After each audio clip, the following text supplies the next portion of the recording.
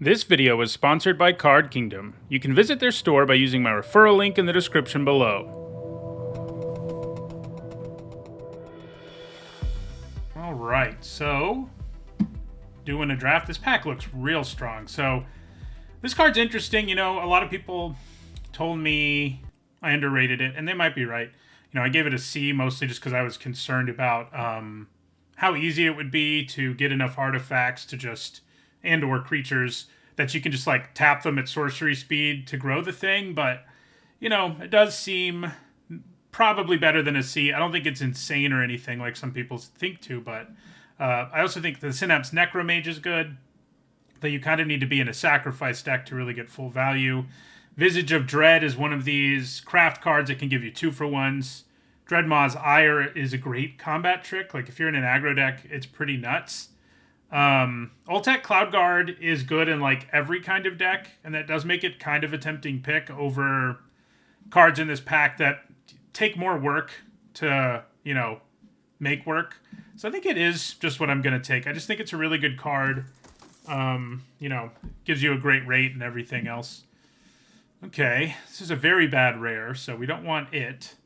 Might just take Ruin Lurker Bat. You know, it's like a great 1-drop that can generate some serious value. It's a good place to put counters and stuff like that. I do want to do Caves at some point, but the Leech isn't exactly the payoff that really makes me want to do that. It's more like the Bat Cave or the Red Sweeper. This is one I pick up after I'm in the deck. We do have Deadweight, which is really good. I wonder if it's just better than like Waterwind Scout and Ruin Lurker, both of which are really good, but it's just such good removal. I could just, you know, stay completely open and take the Bat because I do think it's comparable probably to Deadweight. Yeah, let's just take another white card.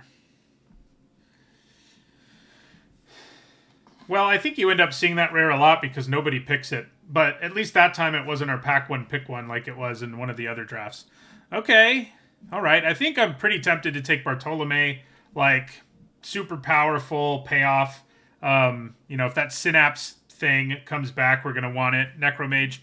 There's another Deadweight, but yeah, I think we try to see if Black-White's open. Like, this is a great reason to be in it. The only downside about him is how fragile he is at first, but there's just so many ways to generate value in this format, like with his ability, that it's pretty hard for me to be unhappy about it. Pretty hard. Hello, J Trigger. Thanks for stopping by the stream.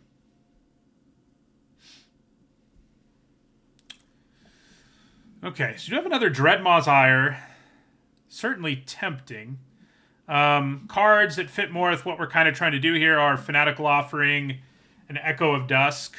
There's no reason we can't be an aggro deck at this point, so I could take the Ire just because it's an amazing combat trick over Offering, which isn't going to be great unless we stay in black-white, but obviously we'd need to end up in a different color pair for the Ire to work. I think I'll just take the Offering. It's just so good if you're in this deck. You know, not only is it a great sack outlet, it also, what was I going to say? Oh, makes more sack fodder because it gives you a map. Okay, Market Gnome is exactly what we want for this deck. So I think we're going to take it, see if we can make it work. It's great sacrifice fodder. You know, I wouldn't hate the Gnawer or Skullcap Snail for that matter, but I do think Market Gnome, if we end up in the deck we want to end up in, is better. Skullcap Snail's probably better in a wider variety of decks, but it's early in the format. I'm kind of forcing black-white, see what happens. All right, well, we get a Greedy Freebooter and a Tinker's Tote. These are both exactly what you want for this deck. This gives you 2 things to sack, and this gives you 3. The question is, which is better?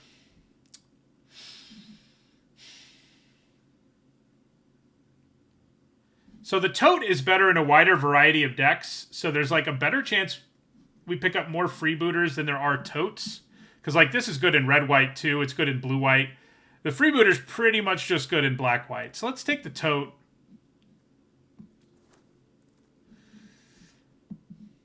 This is a card I do want to play with, because it is so weird. Like, I worry that it doesn't do enough on its own to really be good.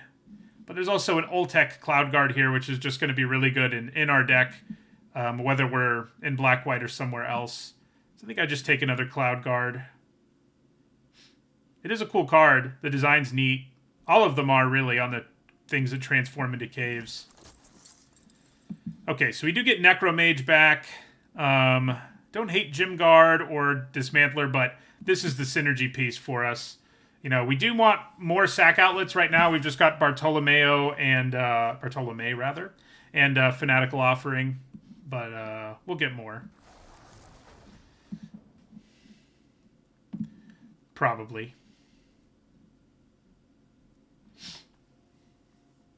We've got good sack fodder. We need more sack.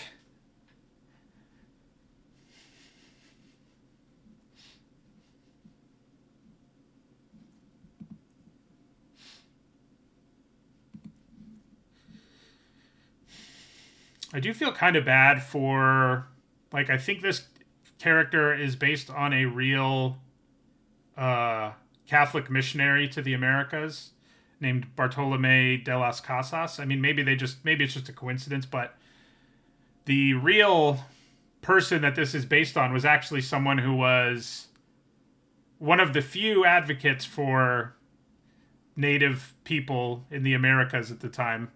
So having him be a vampire, if that is the inspiration, is a little sad, I think, but maybe not. Maybe that's not what they're going for.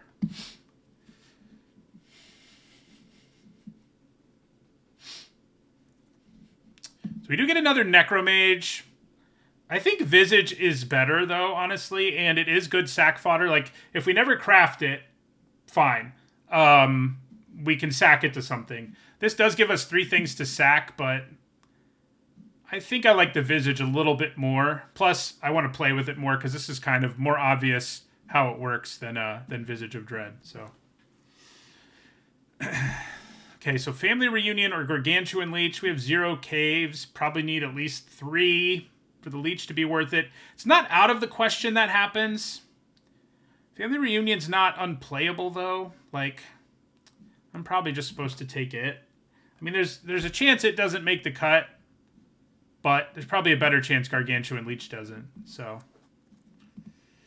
Okay, wow. So Deadweight and this Landmark came back. I do like Landmark a lot, especially in a sack deck, but because, you know, you can get away with only getting the first half, and then, you know, if you get the second half, that's great. But Deadweight's so good that it's hard to pass up. All right, we'll take Echo of Dusk, too. It seems like we'll be reasonable at getting Descend because of our sack stuff. We're not going to be amazing at it. Black-White's generally not going to, but to be. So we have a Gnar and a Cave. I'm leaning towards Gnar here. Seems like decent sack fodder. And okay, so yeah, the Freebooter did come back. We got that correct.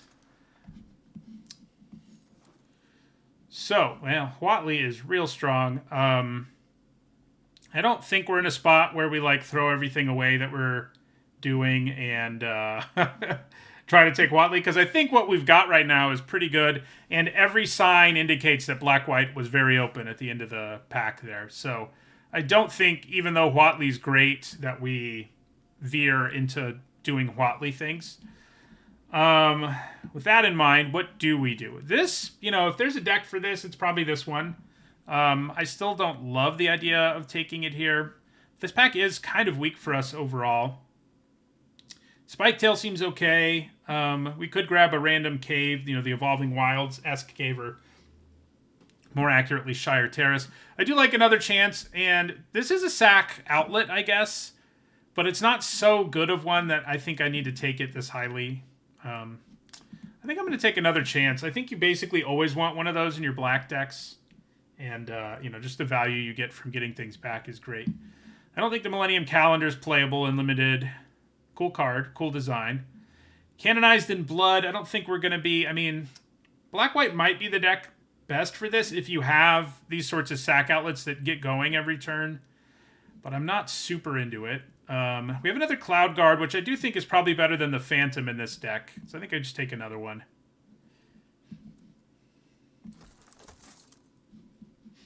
I don't think we play Acrobatic Leap. I mean, it's like, you know, like most 1-mana tricks that actually do something. It is playable, but it's nothing special.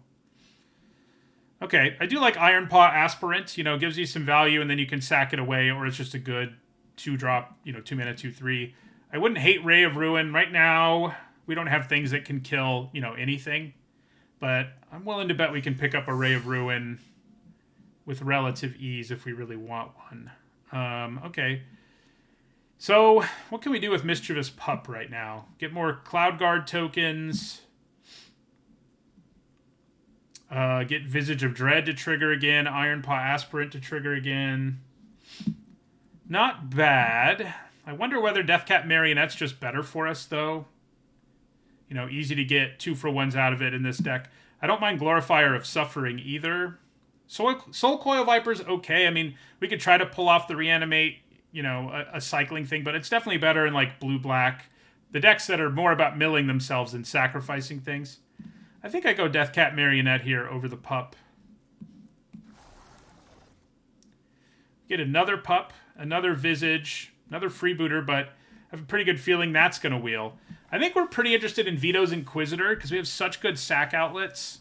Sack fodder, rather. So I think that's where we go. Pretty good chance we get back to Freebooter or Fanatical Offering, both of which I'd be happy to get. Don't hate the Sandwing or the Pup or the Visage, but the problem with Visage is if you get too many of them, they get worse, you know, depending on what your deck looks like. Mostly because the front will whiff, like, a decent chunk of the time. And that's kind of a problem. Another Deathcat Marionette, another Fanatical Offering, Fungal Fortitude. I don't hate the Envoy, but I think we'd probably just grab another Marionette. It's a great thing to sacrifice. Nice disruption early. I guess between the two Marionettes and the Visage, pretty good chance we play something on turn 2 that makes our opponent discard a card, huh? I do like Hoverstone Pilgrim, but definitely not as much as the Marionette with what we have going on so far. Okay, I think we probably do take a Cave now over Acrobatic Leap or Skull Taker. I mean, sacking one thing a turn and getting this bigger is definitely doable. Yeah, I think I talked myself into trying out the Skull Taker here. Okay. Guidewing's a nice 1-drop. We do have another Necromage. I think I go Necromage. What I really want is, like, 3 more Bartolome's. Like, that would make this deck insane. I'll take other sack outlets, too. Like, the 3-mana 1/4 is fine. But, yeah, and here it is. And I think it's what we take. Like, we have so many bodies to sacrifice that I think it's where we go. Oh, yeah, you're right. It is self-mill Death Touch. I don't know what I was thinking. I was thinking it was the Ravenous Rats, but 'tis not. We have one in this format, but yeah. I think this is still fine for our deck, but it is not what I thought it was. Phantom.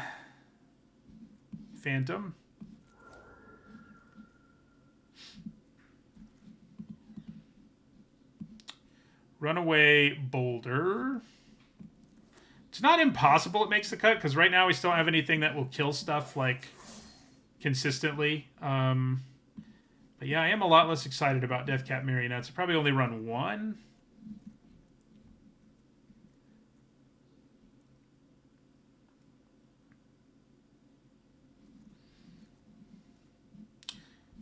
Isn't there a Ravenous Rats in this format? Am I crazy? A 2-mana 1/1 makes the opponent discard. I mean, other than, I guess, Visage of Dread does that, but...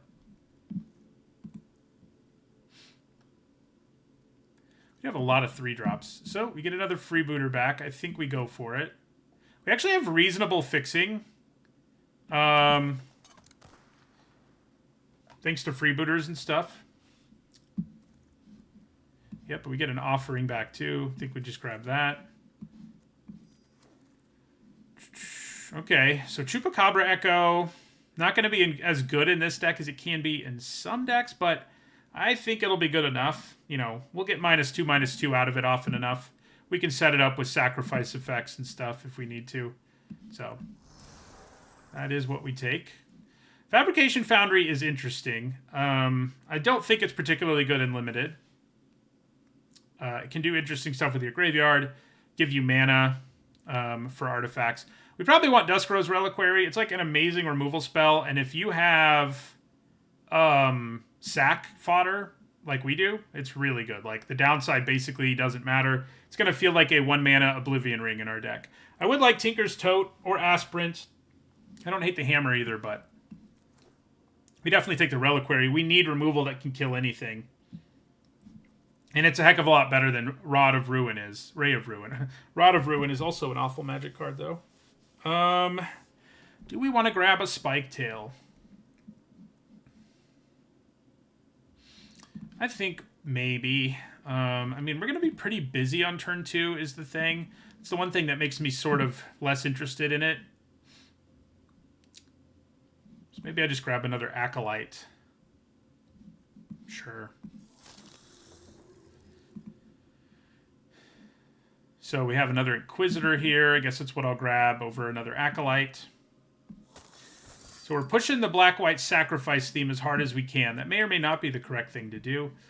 I don't hate Petrify here. I mean, I definitely don't think it's premium removal, but we don't have that much removal. So I think we could probably use it.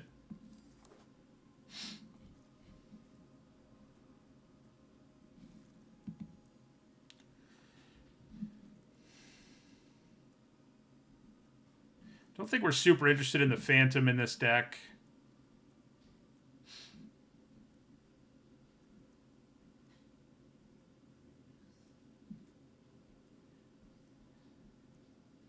Yeah, we'll see about Skull Takers. Like, those may end up getting cut too.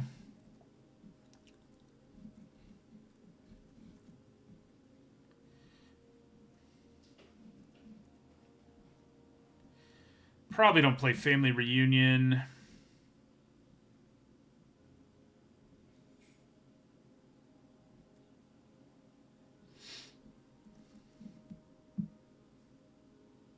We already have 2 Fanatical Offerings. I think that's probably all we want. Probably don't really need more Acolytes either. Probably just grab the Envoy here.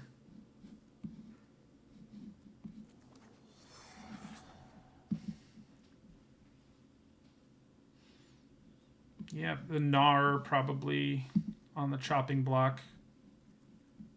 It's like okay sack fodder, but we have much better sack fodder lower on our curve. Okay, so Glorifier gives us another decent sack outlet. How many... Will Greedy Freebooter make it back to us? I don't know, but we already have enough good sack outlets that I think I feel comfortable taking Glorifier here. I do feel like the Skull Takers are going to be a little awkward. One of the awkward things about the Skull Taker is that a lot of what this deck wants to do to get the most value out of stuff is to sacrifice tokens, but that doesn't actually trigger Descend, unfortunately. So I think we have enough of these things. Deconstruction Hammer is good. Ray of Ruin might just be what we want. I mean, I guess we have enough removal at this point. Let's take the Hammer. Yeah, I mean, a third Inquisitor is probably not really where we want to go, but I don't really want Thousand Moons Crack Shot either, so 2 is probably all we want. If only they made this one a free sack effect, huh? I kind of doubt we play that. All right, another Aspirant is nice. We probably don't end up having room for the Hammer. So we could grab a Ray of Ruin here. We've had lots of opportunities to grab Rays and Spike Tails. I think we'll grab a Ray here. There were, you know, if we'd forced caves, it might have worked out, because we've seen a few cave payoffs, and a decent number of caves have, like, been in packs late.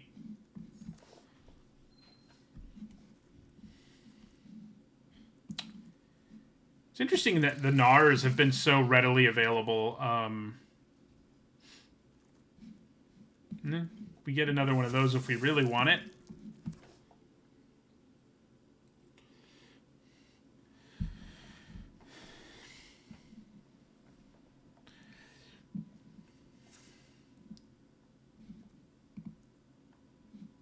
Okay.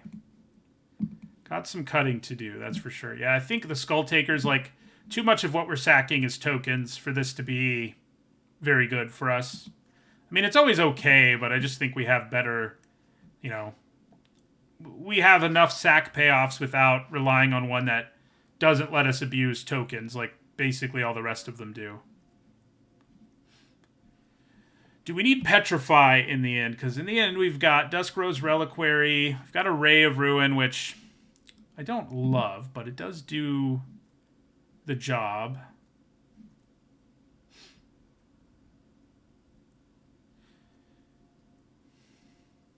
Yeah, I mean, the Echo and the Marionette, neither of those are awesome. It depends on the deck. Like, if your curve's low enough, I think 1 land cycler and 16 lands is okay. But the thing I don't like about the 2-mana land cyclers that makes them so much worse than 1-mana land cyclers is that most decks don't have that much to do on turn 1, but they have a lot to do on turn 2. So if you're land cycling on turn 2, it's usually not a good thing. I mean, I know that there's modality with those cards and it matters, and I think because of Descend and Graveyard Matters stuff in this format, they're going to be better than the last time we saw 2-mana land cyclers, but that is what makes them worse than the 1-mana variety. Of course, this deck has a bunch of 1-drops, so... I mean, the Acolytes in the end are definitely not... They're nothing close to a premier sack outlet, but they're okay. I think maybe cutting these 2 cards, which don't really go with that much of what we're doing... At least cutting the Echo probably makes some sense. It's just sort of a mediocre 2-drop. But yeah, we probably end up... Like, the question is Ray of Ruin versus Petrify. I mean, I think... You know, Petrify being a permanent might be the tiebreaker there. Yeah, I think it is. We don't have, you know, that much that cares about permanence, but we do need to keep it in mind a little because of our Echo.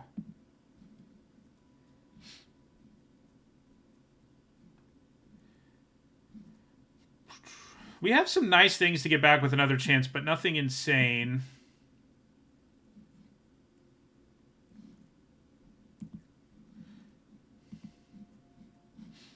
We do have that Runaway Boulder, but I don't think we play that. We might be able to get away with 16 lands here. If I did have a land cycler, I'd feel better about doing that. So there you go.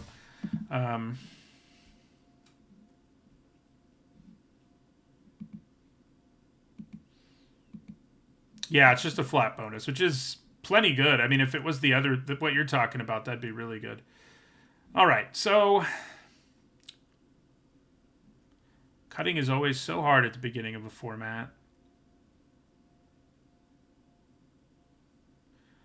I think I'm going to cut Deathcap Marionette.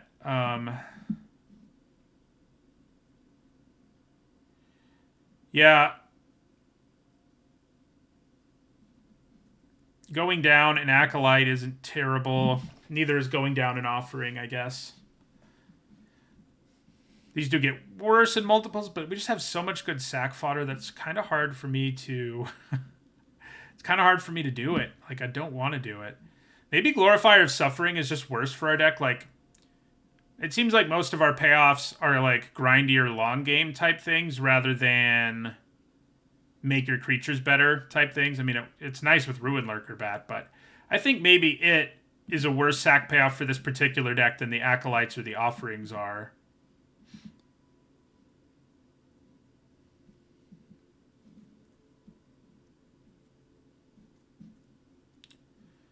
But yeah, we could still end up cutting one of each. Then we still have the Inquisitors. Would I rather cut an Inquisitor and an Acolyte? I don't hate that. Or an Inquisitor and an Offering.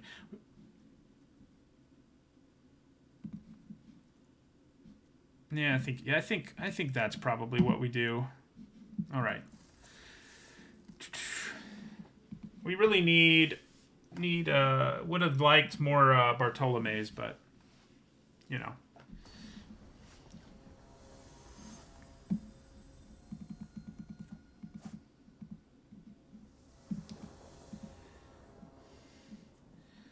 Oof. Drew all lands, huh? I mean, I think we have to mulligan, unfortunately. If this was also a 2-drop that we could, could sack something, and then we might be doing that, but that's not what we got. Okay. This is much better. It was correct to mulligan for sure. I mean, even if this went poorly, it was probably correct to mulligan. You're not... It's not always... You can't base it on whether or not it actually works out, You just have to... Oh! I'm playing... Yeah, okay. I clicked when I shouldn't have. If we get a swamp, we're going to be, fine. But we do have to get one. Is that how I want to do this? Probably. So I mulled to 5 when I only wanted to mull to 6. So that was quality moment.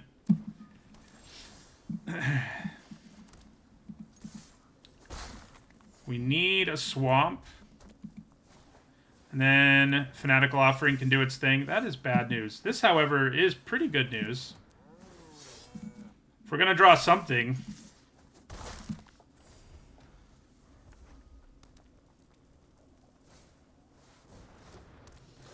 Swamp here would be awesome. Yeah, they get to crew this thing. Disgusting.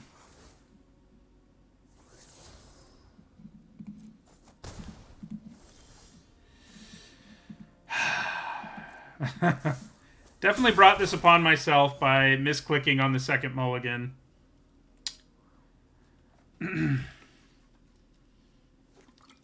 That hand was definitely better.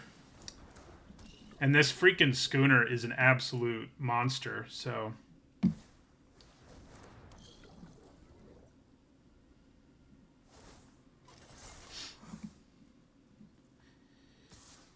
And we didn't end up running the hammer. Feels like I wish I had now, but what are you going to do?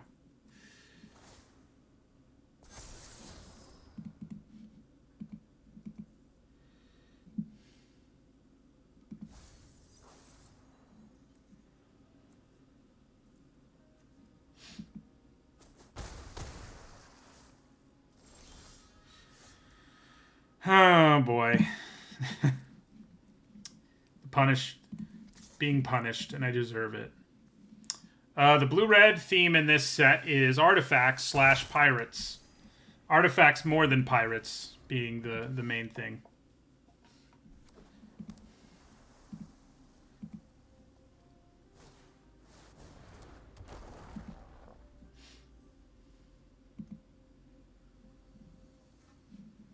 Yeah, I mean, if we'd drawn a swamp on turn 3, I think maybe we could have done it, because we would have had Tinker's Tote and Fanatical Offering and Deadweight. All of these things would have had big impacts on the board, but it's not in the cards, literally. It's literally not in the cards. It's interesting to me that they crewed with their only flyer. I guess they wanted to make it big enough that it could hold off for a Ruin Lurker.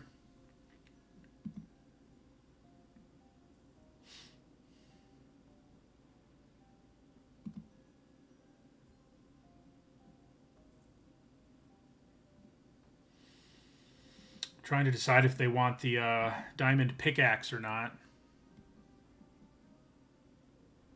And they do. I'm going to just take it. This lifelink is the only reason we're remotely in this game. So. Okay. I could go after the schooner.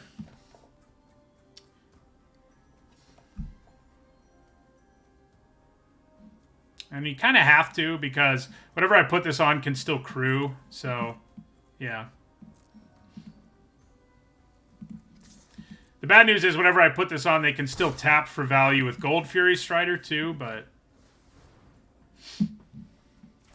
Oh, actually... Well, yeah. Would have still been able to crew. For sure. So they have 1, 2, 3, 4, 5, 6, 7 artifacts. So Gold Fury Strider can do some serious work here.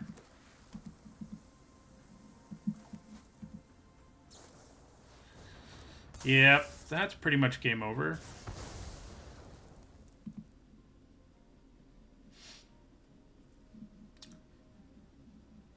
Is that just do they have lethal? They might have. Oh yeah, because they can flip power and toughness on this too. They're gonna want to tap their treasure first if they're gonna do that though. Yeah. Yep. 6, 9, 10, 13. Plus 3 more is 16. Yeah, I'm just gonna scoop while they do the math. Let's try not to mulligan when we don't mean to mulligan this next game. It's harder than you think talking about Magic and playing it at the same time.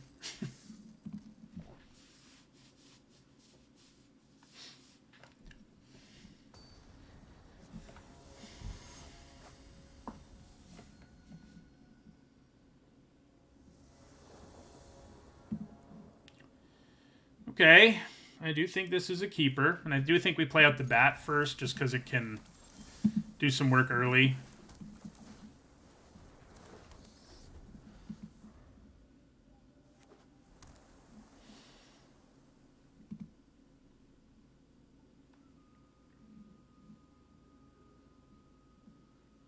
It is amazing that the Ruin Lurker bat that we had kept us in that last game as long as it did. Okay.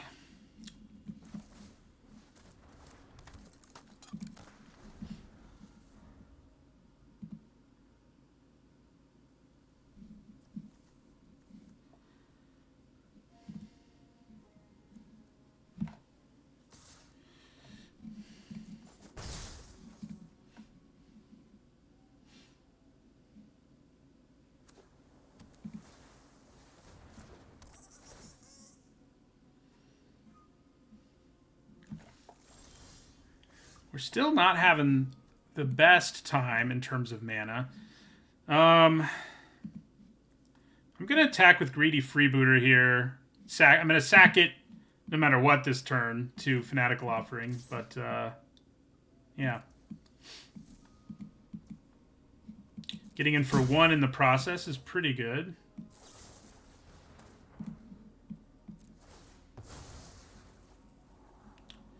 Yeah, I would like to draw a land. Okay. Do I feel concerned enough about anything here to use Dusk Rose Reliquary? Kind of don't think so.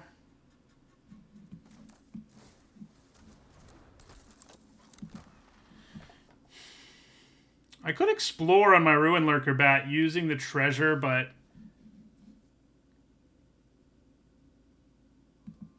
yeah, I guess that's pretty good, actually. If I can make it a 2/2... Yeah, I'm going to do that. Although I lose 2 pieces of sack fodder, but I still have a Greedy Freebooter around, so I don't think I feel that bad about it. Plus I have Necromage and Cloud Guard in our hand, so...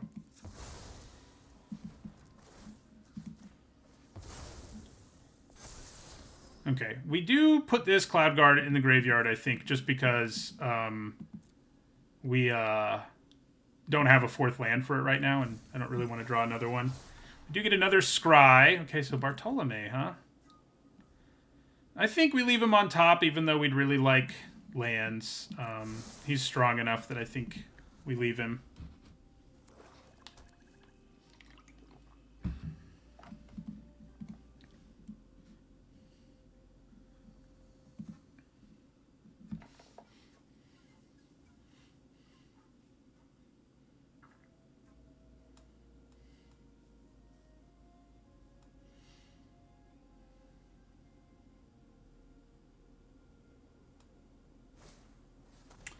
That's a bummer. But things could be worse, right? We could have counter magic up here. How much do I care? Oh yeah, it does say whoa. It should not. It's Lost Caverns of Ixalan.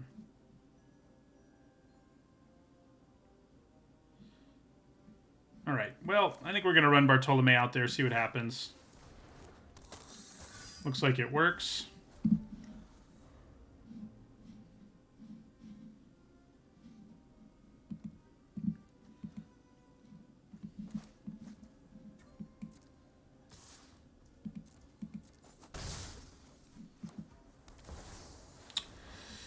Well, I guess we found what we're going to kill with Duskrow's Reliquary.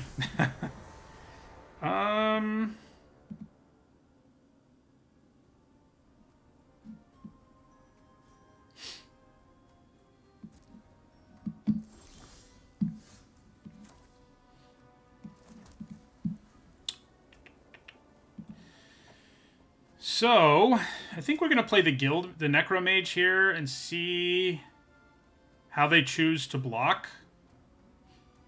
This doesn't have ward, does it? No.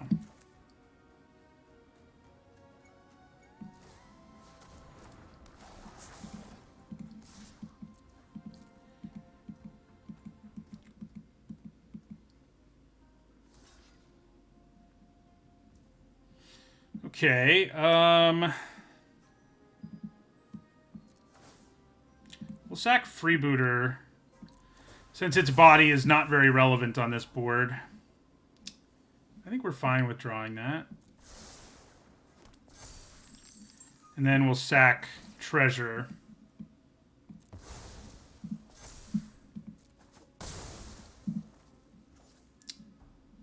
Then we'll play Duskrow's Reliquary, sacking our Necromage,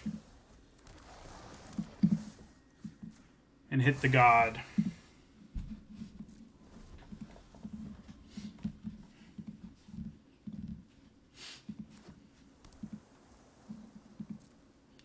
That Oaken Siren is still swinging away.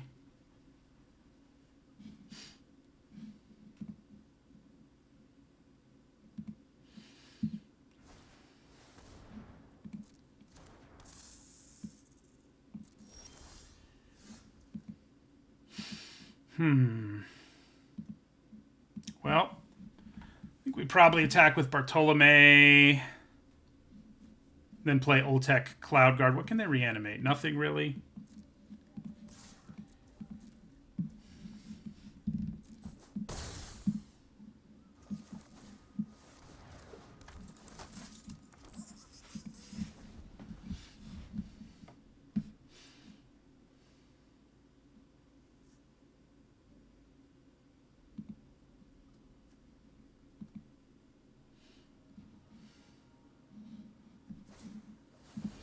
Yeah, that's pretty spicy. 5/4 Vigilance Flyer.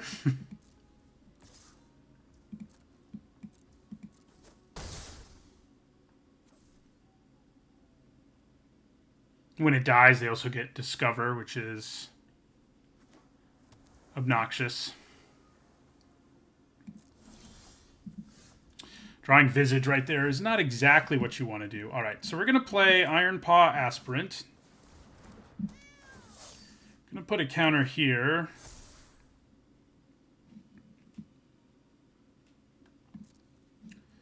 And we're going to attack with both of these.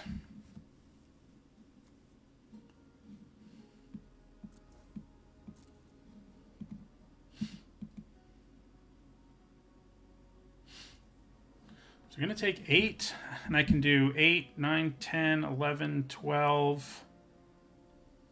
What if I Fanatical Offering? That doesn't let me do enough. 8, 9, 10, 11, 12, 13. My max is 13. Wonder if I should have just swung with everything. Well, I think we just get in for 8 for now. Although these 1/1s are kind of useless right now, but...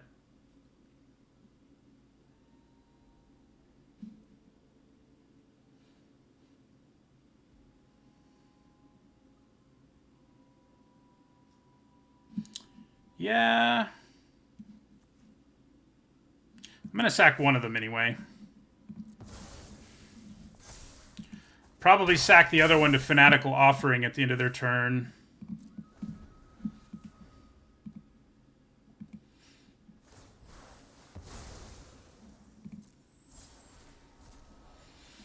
Unlucky drop. That's pretty annoying. So they can hit Bartolome with that.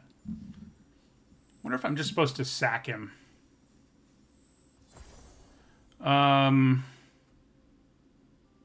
Probably.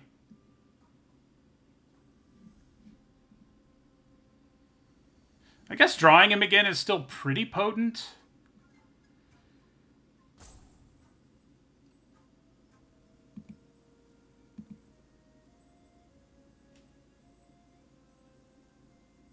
Yeah, and I can Fanatical Offering. Yeah, we'll just put him on top.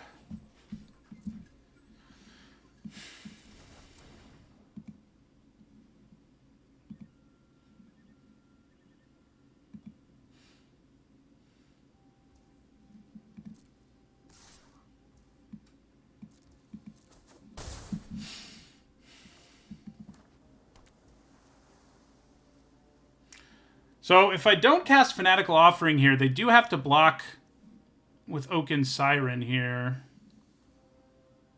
But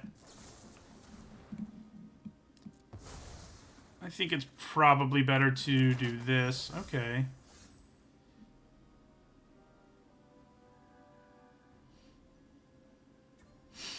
Okay, so it's not going to kill it, but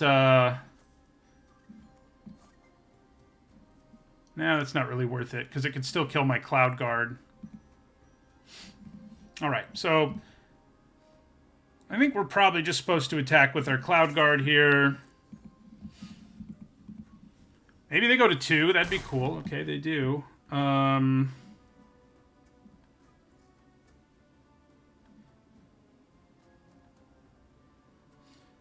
Makes it kind of tempting to try to play the Acolyte, but I think we just play another Cloud Guard, given that they're lethal.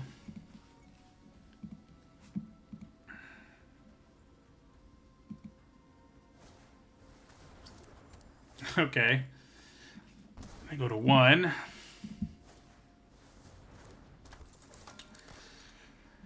All right.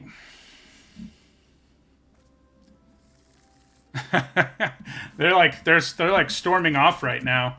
I can't imagine they're going to have what they need to finish us, though, with 1 blue mana.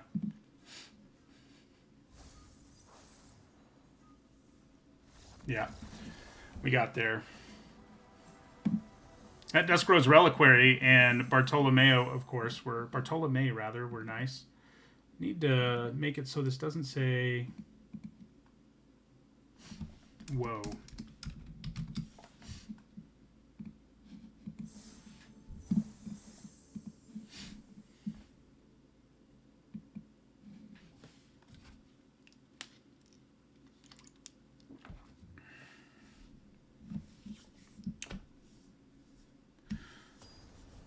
We don't really have any bombs. We have a bunch of synergy.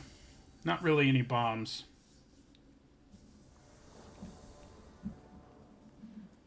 Alright. We've gotten Ruin Lurker Bat turn 1 every game, and turn 2 Visage is going to feel pretty nice, too.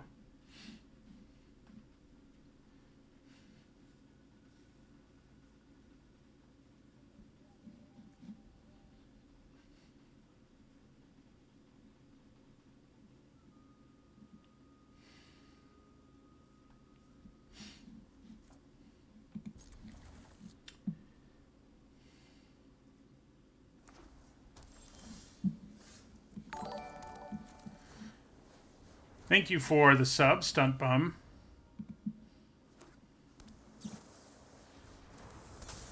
Okay. Them doing it that way is actually worse, because... For them, I mean, because of how the counters work. Should have waited till our turn.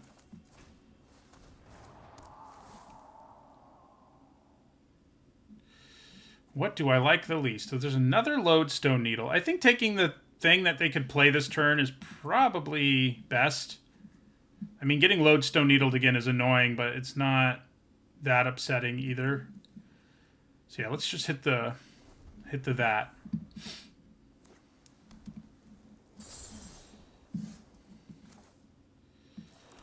Okay. Well, not loving this. I might just sack. I probably will. Maybe I should just do it now. No, I won't have a treasure. I'll just have 1 mana. I do have several 1-drops, I guess, but it's probably better to wait.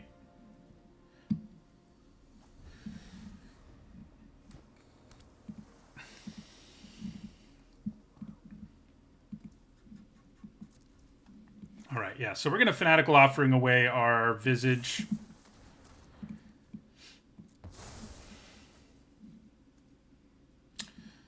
I guess doing it on my turn would have allowed me to scry. All right, so let's go to combat.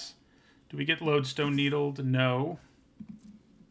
Let's play Cloud Guard.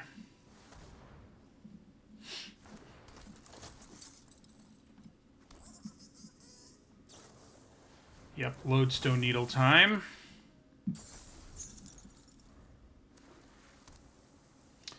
Tap lane there's kind of rough for him. These can craft with one another.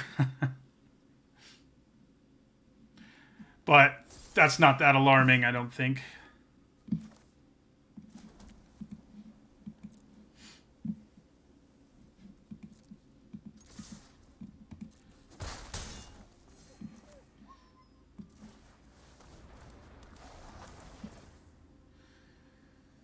For now, I don't think I'm going to explore.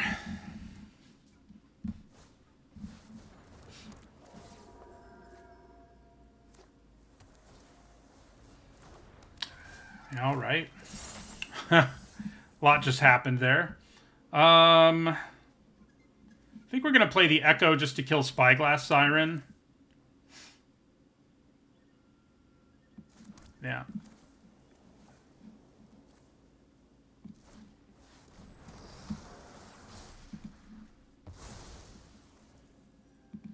Then attack with Necromage and Ruin Lurker.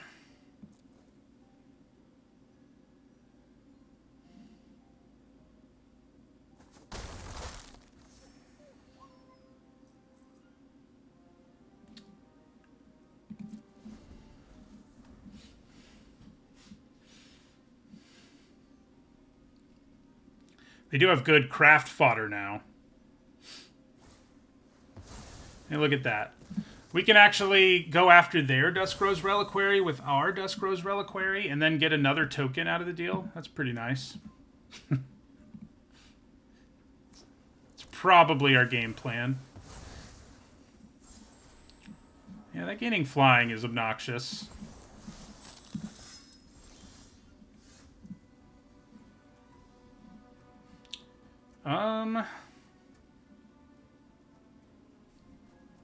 Okay, I guess I'm gonna explore here.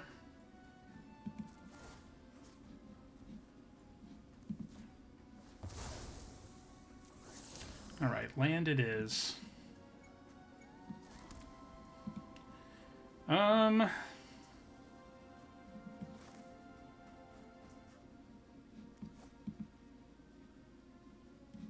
Could cast another chance first and see what happens.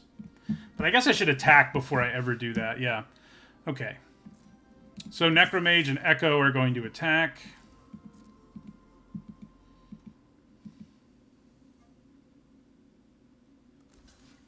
Now we can get that back, which is pretty good. Then I'm going to play Duskrose Reliquary, give up that. Hit their Duskrose Reliquary.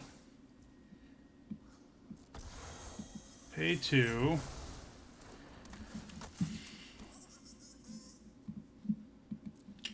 And end our turn. Yeah, pretty hard to say no to that, isn't it? So, if they attack me here, I think I block with Cloud Guard and then threaten to use another chance. Although, they may be about to try to explore. Make it so... Well, no, I'd still kill it. So that's fine.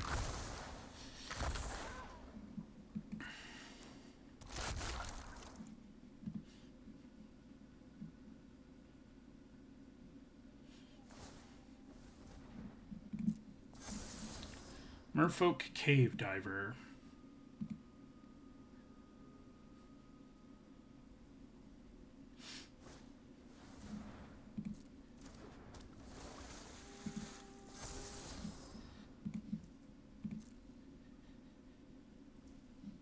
Yeah, I don't think we cast another chance here because once we do, we only have one permanent in our graveyard for our Echo, so it's not...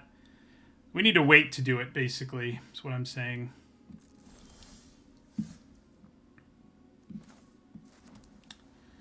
Alright. So, attack with both of these again.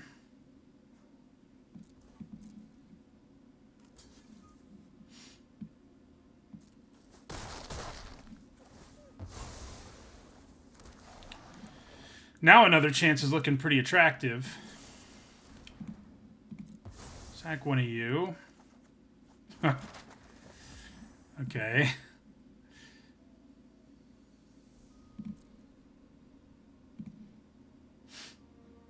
Let's explore.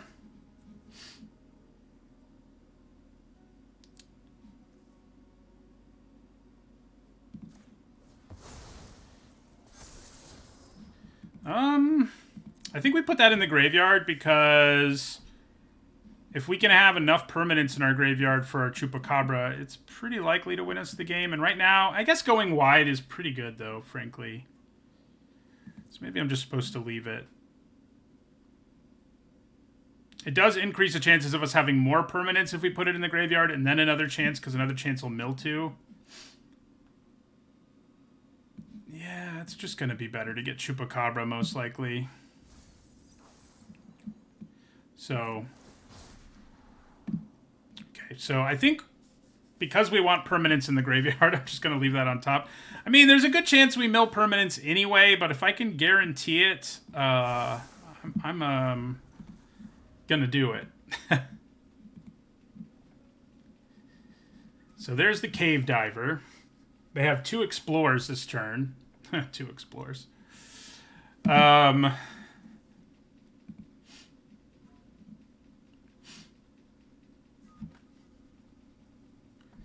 sure they're going to use them.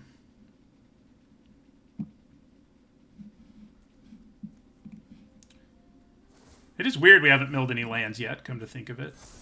But I guess we don't mill that much. Ooh. That dig site conservator is kind of a problem. Gonna need to go off with Chupacabra ASAP. That's a 6/5 now.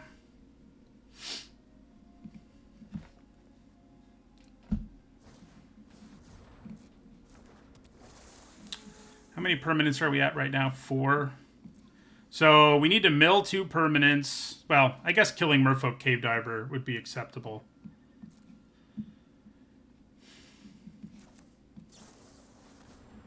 Yes. Okay. So I think we just get the Chupacabra, because then we kill Didact Echo. Yeah.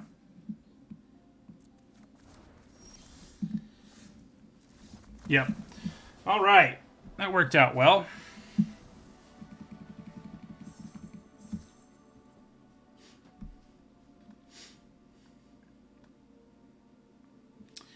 So far, we've won every game where we didn't accidentally mulligan an additional time.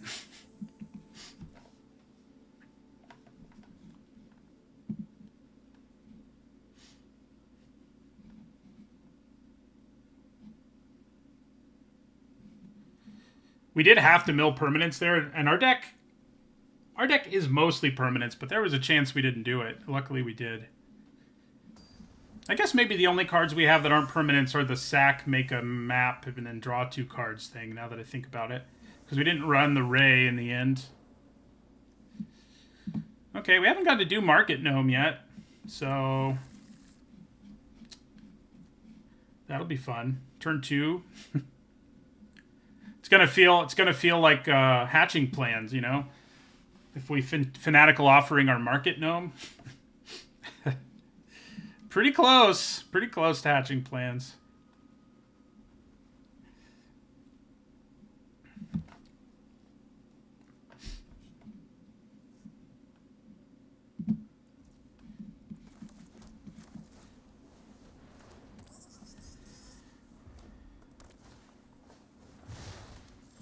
All right.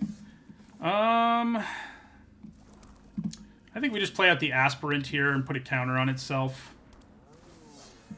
Because we're just going to throw away our Market Gnome. in the very near future, so...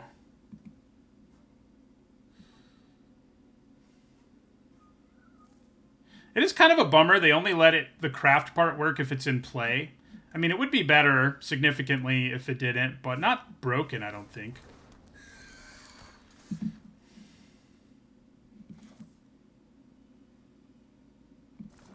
It's kind of tempting to just leave up Fanatical Offering, and I guess I may as well, because if I can get them to throw away their Sunfire Torch to try to kill my Market Gnome, like, why wouldn't I try, and why wouldn't I let them, you know?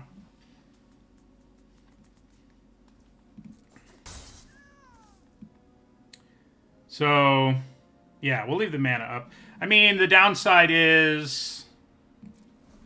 we would have a mat. We could have explored that turn, which... That is a downside, but not an insane one.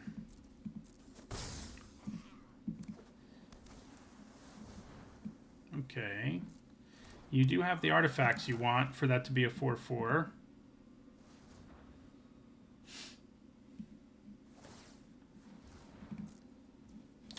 Alright, so let's Fanatical Offering, throw away our gnome. Okay, okay. Pretty good draws.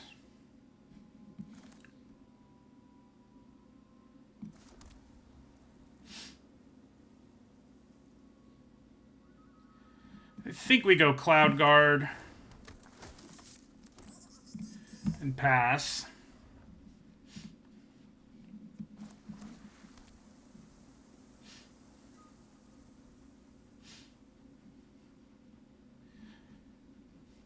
Yeah, they can blow up an artifact here, but none of the artifacts that they would blow up are that upsetting for me. Thank you for the follow, MTG Hillbilly.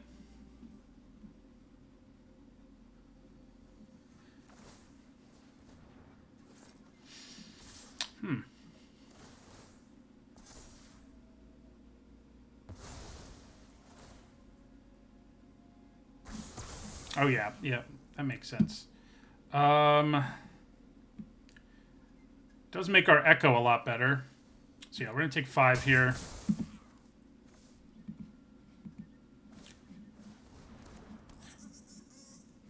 Well, that makes my Echo a lot worse.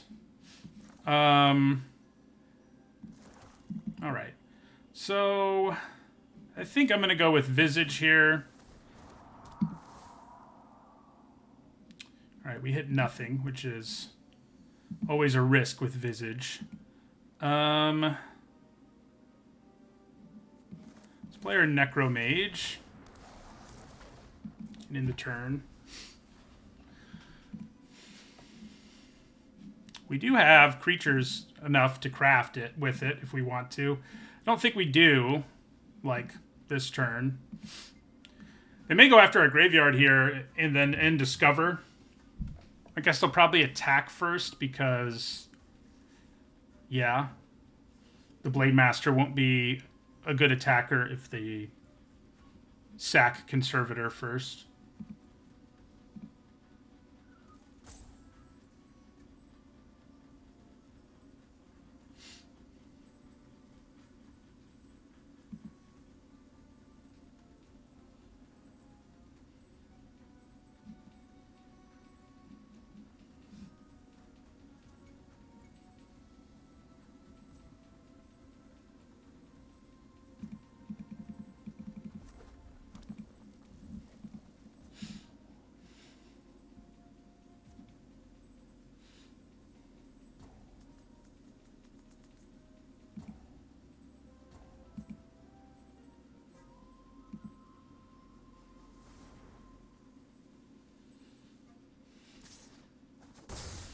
Okay, I'm a little surprised by that conservative of an attack.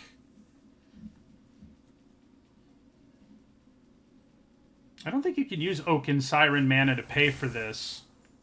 Well, I guess you can. It's an ability, right? So Dreadmaw's Ire is not... This is where it's way better than Cascade Discover, because with Cascade, this wouldn't have done anything. It does something here, obviously. I'm kind of wondering whether it's better for me to just make a huge dinosaur here. I think maybe it is. I have to give up a token, and I guess the aspirant makes the most sense. But then I have a 5/4. It is an artifact creature, is our problem there. And we know they have Dreadmaw's Ire. But if I use it to block, they use the Ire, they get a map token. I'm kind of okay with that. Yeah. So let's lose. Oh, wait a second. They have a flyer, so they'll just be able to kill it straight up. So that's actually not a great plan. Okay, so let's explore.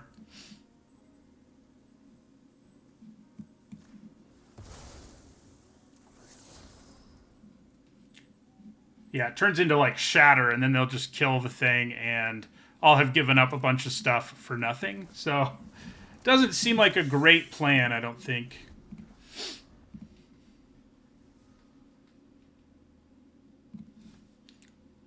I don't usually consider 2 mana cards mana dorks, but if we did, that would be the case. Yeah, there aren't that many blue creatures that tap for mana.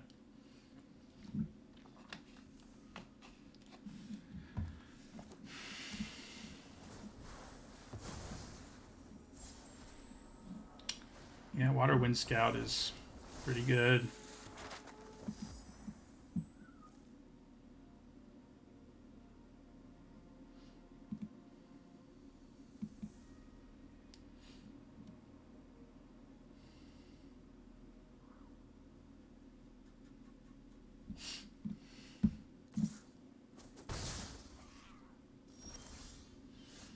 Ugh.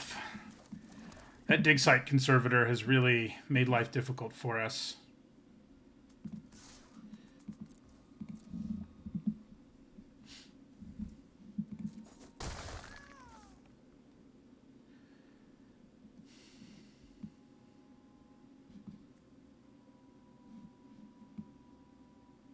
So I can start getting things in the graveyard with Acolyte of Aclazots, but we're not in a great spot here.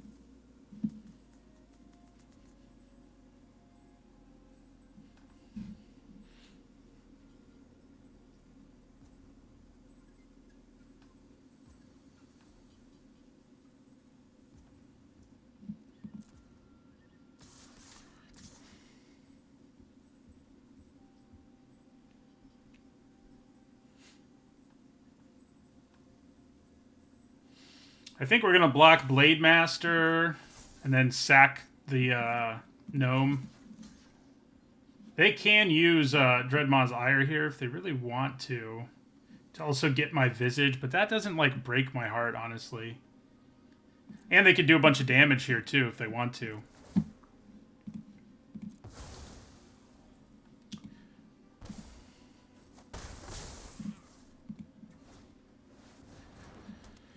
Oh, that's bad. So they get a 3/1 every time they cast an artifact spell. It's not exactly where you want to be. Okay, so I can kill Oaken Siren and Water Wind Scout here. This only buffs attacking creatures.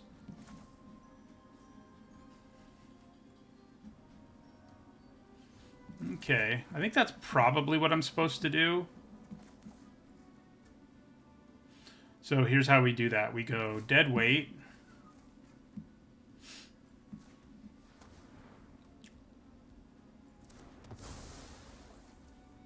Then we attack with both of these.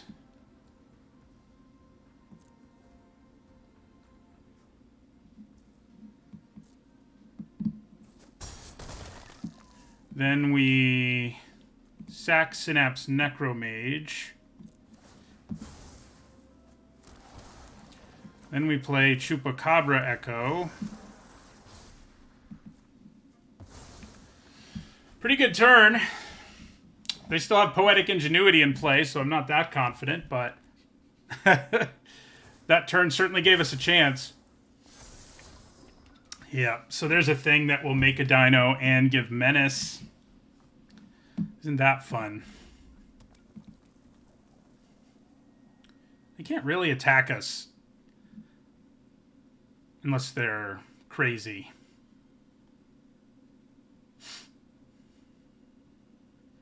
And maybe they are. I don't know. Okay.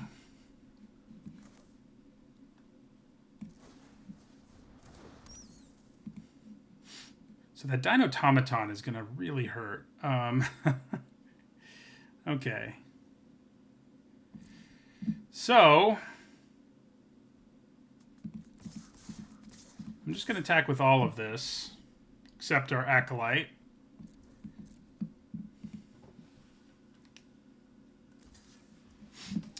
And then I'm going to do this.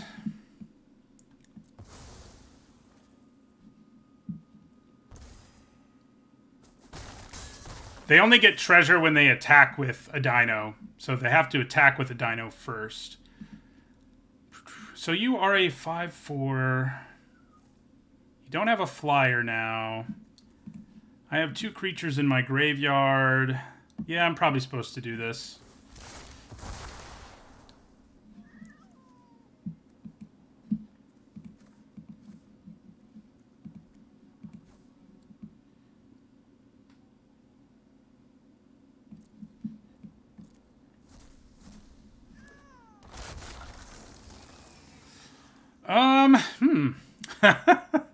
Milling the Dinotomaton does not seem like a terrible plan.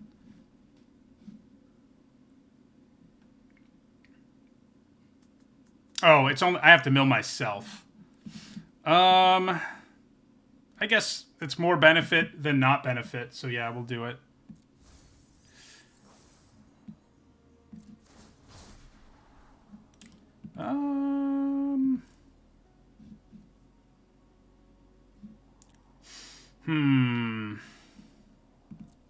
The freebooter's nice, but it doesn't really move the needle right now either. If I had like a sack outlet that let me sack as many artifacts as I wanted, it would make a big difference, but I don't. So yeah, they're going to play this, get a 3/1. It's not good, but I think we're going to be able to kill them in the end.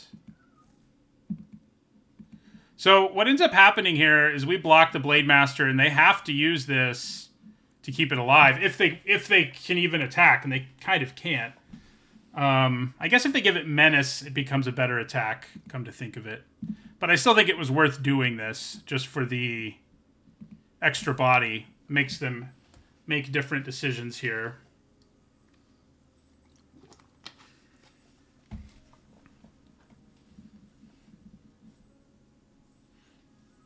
I probably don't block now, honestly, if that's how it goes. Because I'm going to need as much damage as I can muster.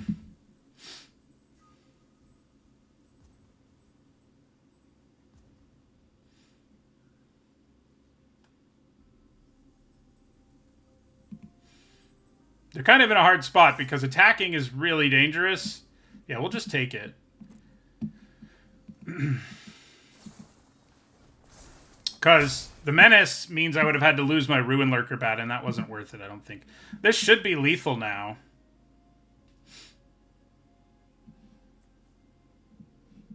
Yeah, you get to kill my Dread Osteosaur. That's the only thing you can kill. Yeah. So say it's still lethal. I like this deck. All the little sacrificey things. You know, that turn where we managed to get 2 permanents in our graveyard and play the Chupacabra. That was really the one that turned the game around.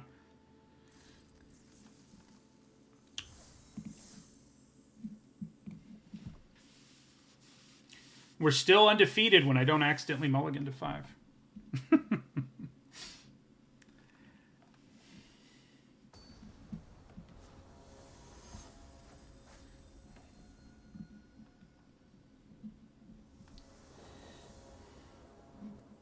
Man, Rune Lurker Bat loves us, and I am here for it. Even in our first game, it did everything it could to overcome my misclick. So, you know, it tried.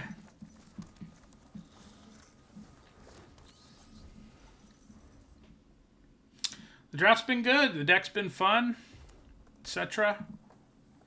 Rune Lurker Bat might just be dead, no? But they do have a really, really scary artifact. I don't like that. I have felt like I wished I had that hammer in my deck a few times. I wonder if I should cut like an old tech Cloud Guard for one or something. Okay. We're going to do this. We're going to get to Scry. I think it seems pretty reasonable here.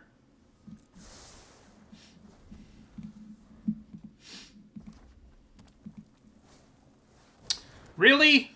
We're dealing with Poetic Ingenuity again? Before I got to cast my Visage, although I'm not actually going to cast Visage this turn anyway, so I can't complain too much. Such a good artifact to build around. Luckily, these dinos don't fly, so we've got that going for us. Gross.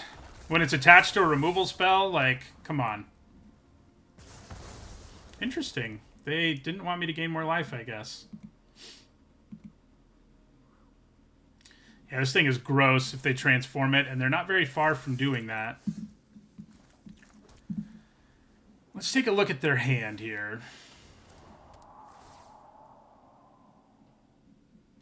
Get rid of Dowsing Device.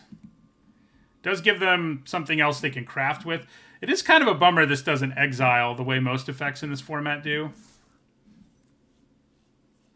Yeah, so they've got removal.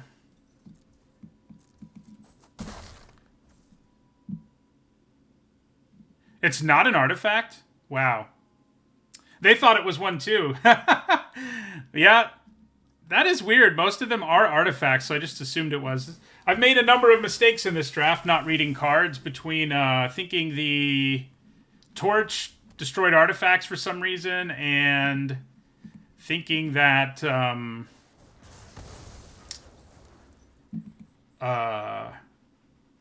there was something else I did. It's not coming to me immediately, though. Okay, we can actually get rid of the flail now.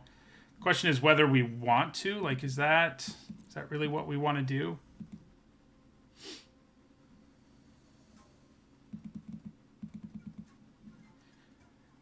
But our opponent thought the same thing, at least. But yeah, we would have just destroyed them that game if we did it sooner. But I was like, no. Gosh. Weird. But yeah, they did the same thing, and they were going to try to kill it, and then that's why they scooped, because they didn't even have a single target. I thought they only had one. They had none. Anyway. What should I hit with my Reliquary? Does Ingenuity scare me more than Dire Flail?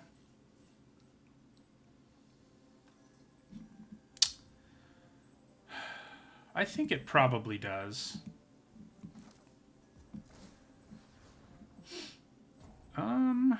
Yeah, we're going to go with Visage.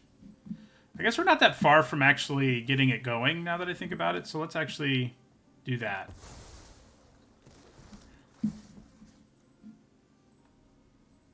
Well, once again, I have not read the card. Okay. Well, with this being the option, I think we go after the flail. Yeah.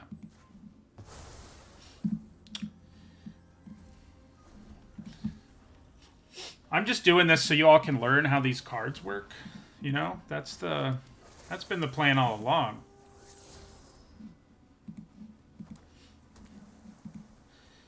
this becomes a crappy equipment, although it is one that makes a difference right now. Crappy as it is. Especially when it's attached to something that was already a pretty good removal spell, you know?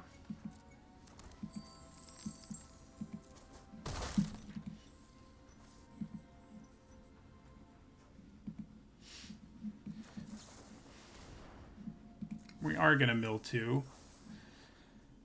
So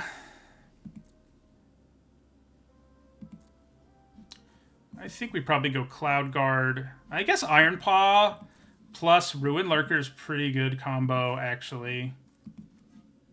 Because of the lifelink. Yeah, I like it.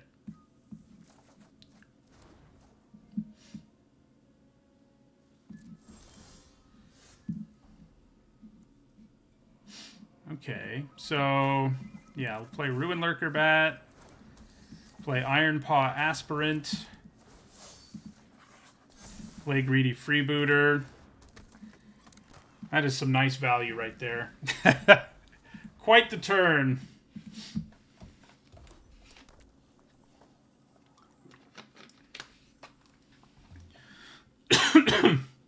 What we really don't want to see is another artifact that gives them another 3/1. That's like the nightmare here. All right.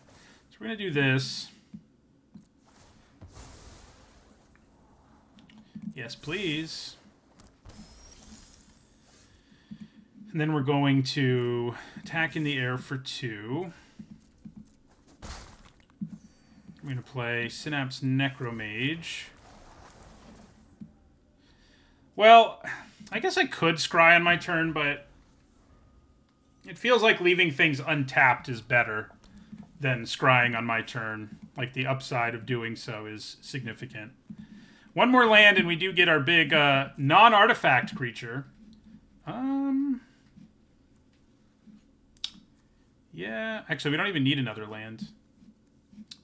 So that probably means I don't want to sack anything here. Yeah, all right. So we're going to attack for 2. Honestly, attack with the Necrosage 2. Nice. I think that's actually better for us. Because now we can just lose... Would we rather lose 2 tokens or 2 things in our graveyard? Maybe we lose... You know, I'd probably just go with my graveyard.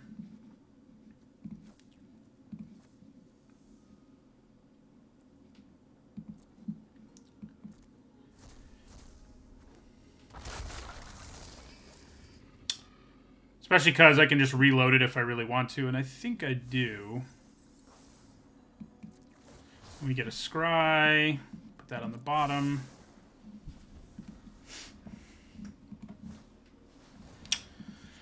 They're not going to whiff on that, I don't think, but hopefully they hit a pirate and not an artifact. They hit an artifact that is a pirate.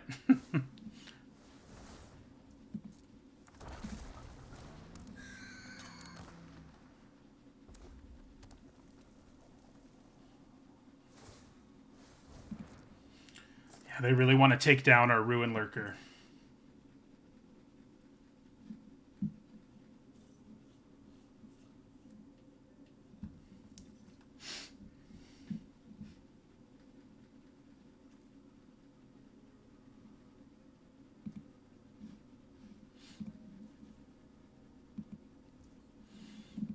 All right, so I do think we do this. Draining 1 life is almost definitely like more value than I'd be able to get out of them otherwise. So, all right, so we are going to attack with Osteosaur.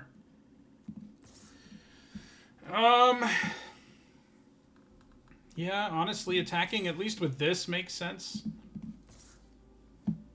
I think attacking with everything but Acolyte makes sense here. How much do I want to mill myself some more? I guess I do. It makes my Chupacabra more potent later.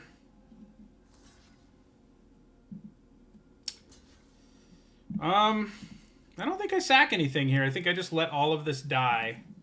Seems best. Yeah.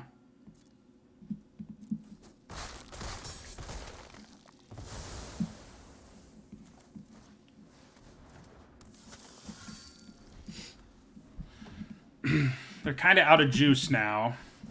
Well, that helps.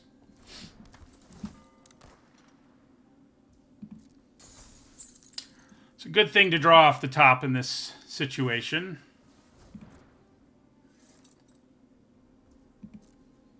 See if we can draw equally as well.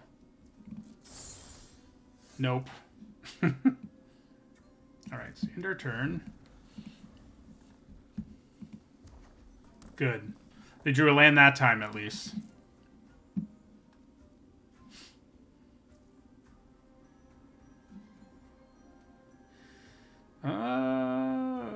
Yeah. Ooh, nice. Does that just give us lethal?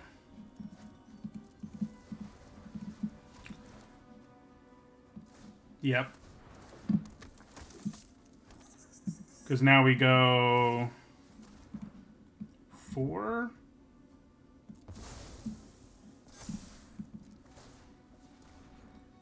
5.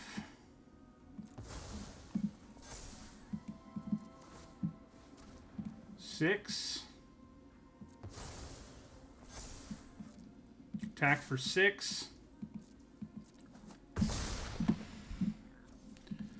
And then sack the Inquisitor. Nice.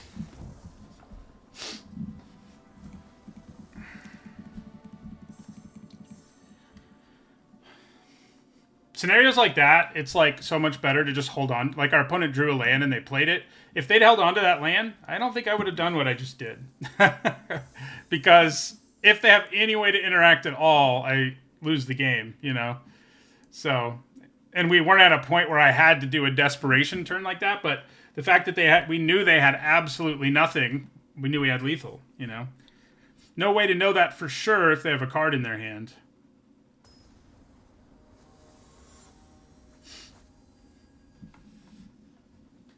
I guess it is possible they had, if they have something in their deck that costs the amount of mana that they played, like needed to that turn, then that'd be okay. This hand's all right. It's not amazing.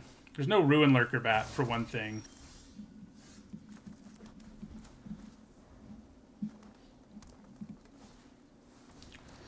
Yeah.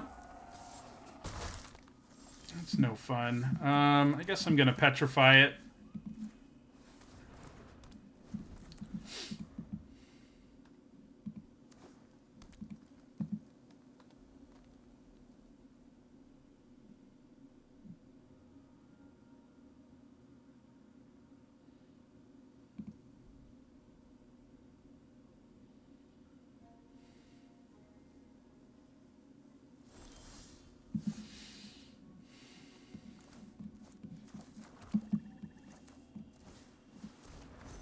Yeah, I was thinking this destroyed artifacts earlier for some reason, and that was one of the other mistakes I made.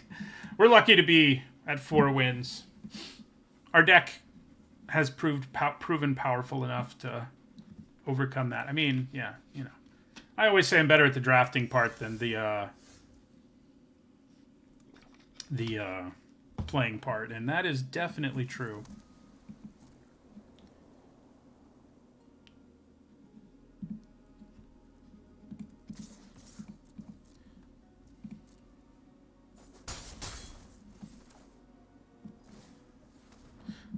One could consider just playing out Chupacabra there as a 3-2, you know, but I don't think that's the right thing to do. Nor do I really feel like sacking this. Like, if they had something in play with 1 toughness, I might to get a permanent in my graveyard. Wow. Yeah, they're not drawing very well either, so turns out petrifying Itzquinth really really changed their game.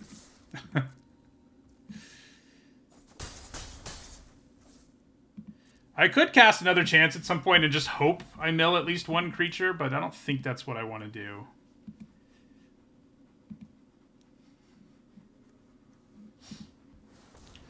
Ugh. Okay. Well, now it's time to think about doing exactly that. So if I can mill 2 permanents and sack this, I'll have 3 permanents in my graveyard and I can kill this. I think that's what we're going to try to do here.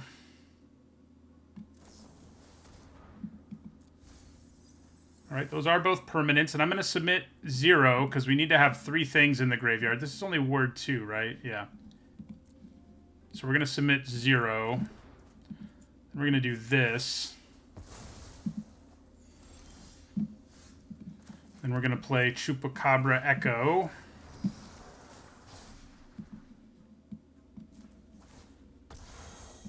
So we did, like, you know, give up a card there to not get one back, but because Chupacabra Echo gives us a 2-for-1, it sort of evens out.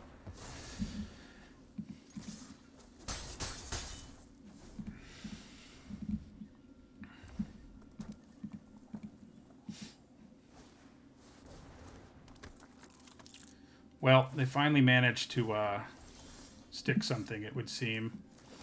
I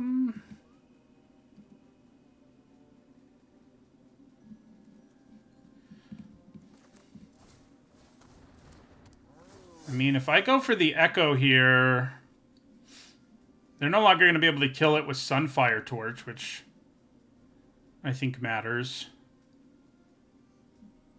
They can just block it, but that, I think, is a lot better than... Yeah.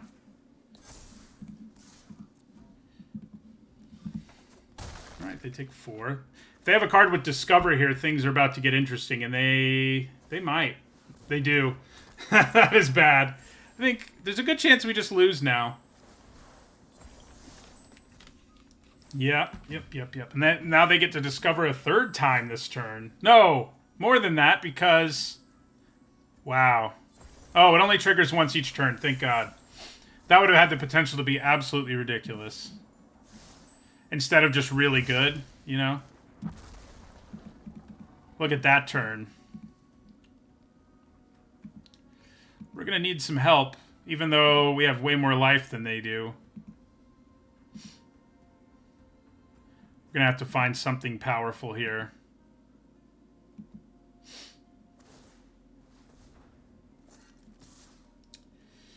Yeah.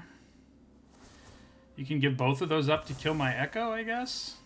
Is that the plan? Yep. Since it can actually attack.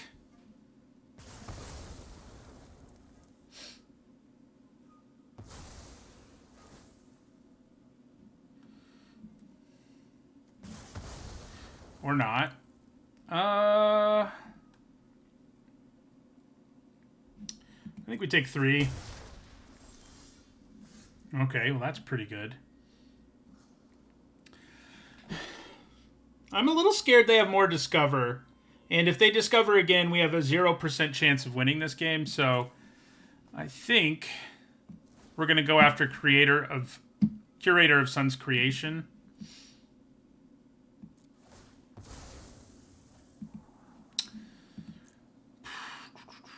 Okay. I mean, he has the potential to dig us out of this. We're going to have to draw really well in addition to everything, but might be able to do it. I should have attacked with my Echo there. They really got there on Discover, I think. All right, we're going to take 3. Goodness. If they ever draw a really big dinosaur, we're in trouble.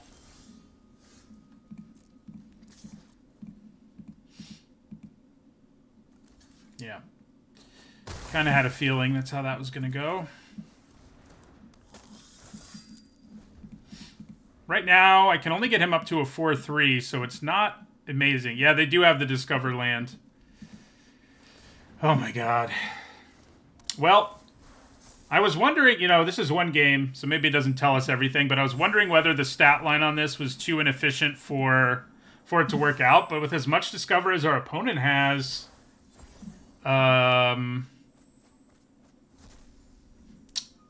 you know, they they definitely got there. Oh, good. Now you're going to hit me for... Pretty sweet. Pretty sweet. Well, I'm glad I killed one curator of Sun's creation, you know? 5, 9, 11, 12. Yeah, I can only get this to a 4-3, so it's... I mean, I could give them back their curator and make this a 5-4. But that also doesn't help us here, so what's the point?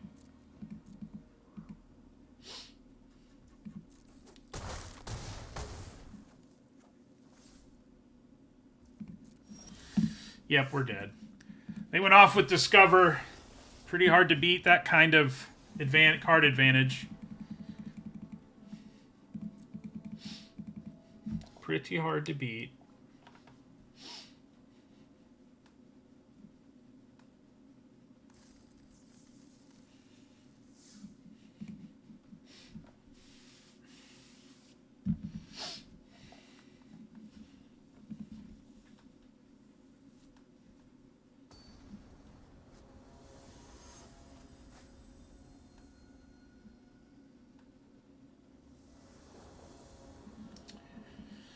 All right, pretty good hand. 1 drop, 2 drop, 3 drop. Hard to be too upset about that.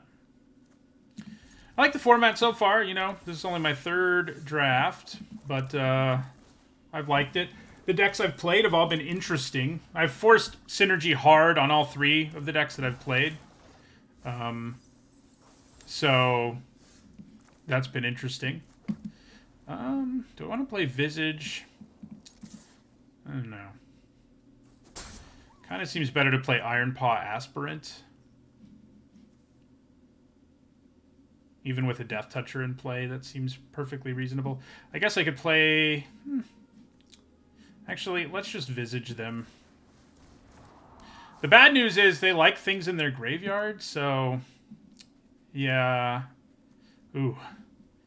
Tithing Blade is pretty good, but it's not insane. I think we probably get rid of the Revenant.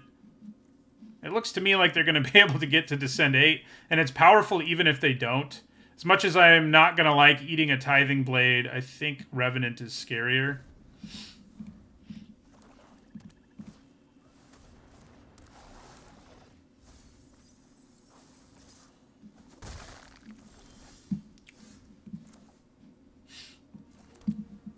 So they didn't play Tithing Blade when they had the chance. I mean, I guess it wouldn't have burned me that much because I have a freebooter in play, but it's going to burn me even less now.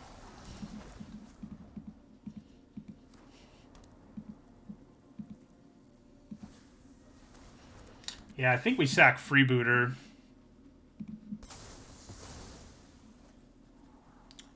You know, right now we don't actually have... Well, I guess we can craft. Sure, we'll leave it on top.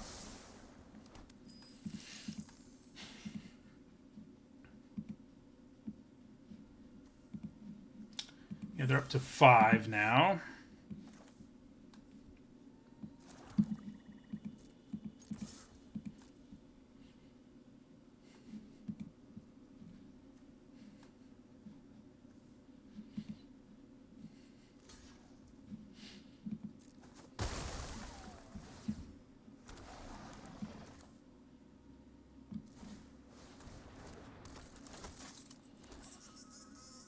Trying to decide if I want to play Market Gnome here, because if I do, it's pretty great to craft with Visage. I mean, I would need...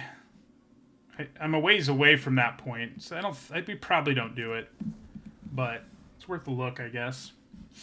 Yeah, they're missing their green mana.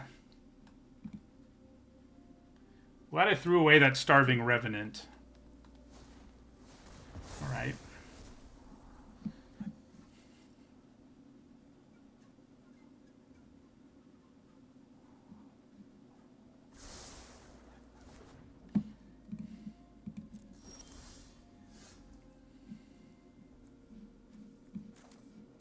I guess it doesn't have to see me descend. I just have to have descended. Not that I'm going to be able to this turn anyway. So let's attack with all 3 of these.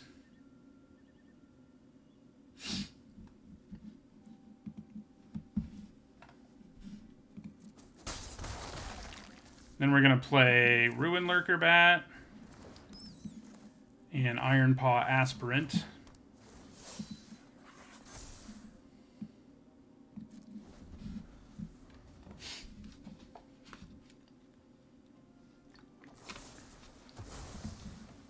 Yeah.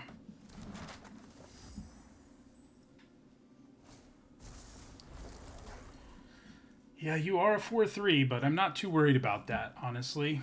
I guess my ground creatures will no longer be able to rumble.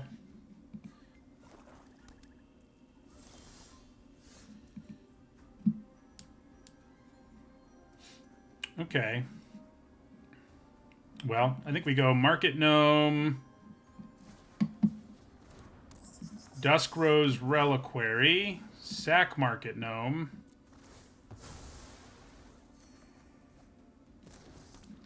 hit the Capybara, swing with everything.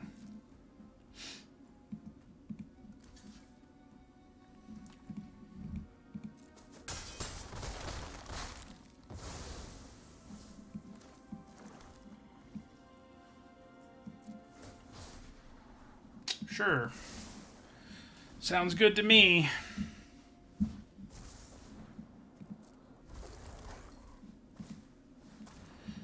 Okay.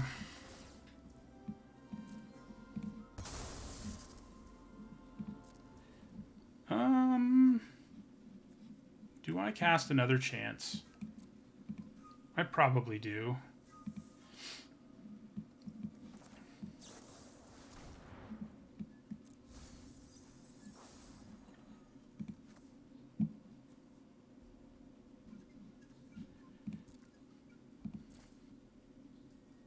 I think we just grab another aspirant because of... Yeah. So we go Iron Paw Aspirant. Buff this some more.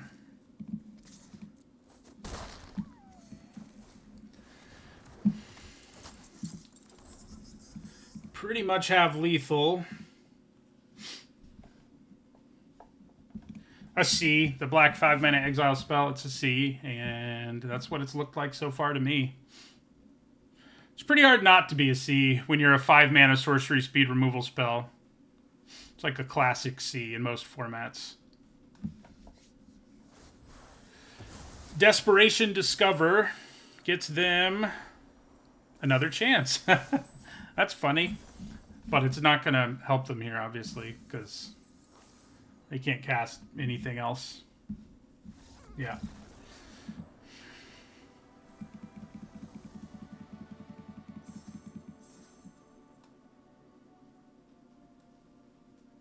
There are some formats where it would be worse, and maybe this is one, but I kind of doubt it. It has Scry attached, and it can hit enough different permanents. Like in Phyrexial will be 1. I think a 5-mana sorcery speed removal spell is probably a D, because it was just too fast. Like, if you're counting on that as your removal, you're going to lose, you know? So...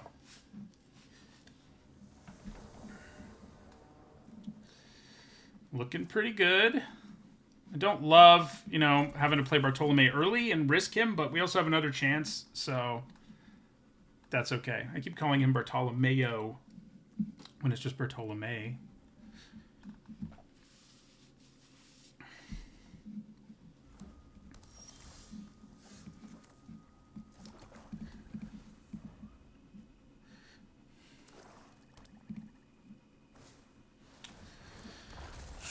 I'm probably just supposed to deadweight that thing before anything bad can happen to me. Plus, you know, if they play an X1 here, I could set up my Chupacabra potentially.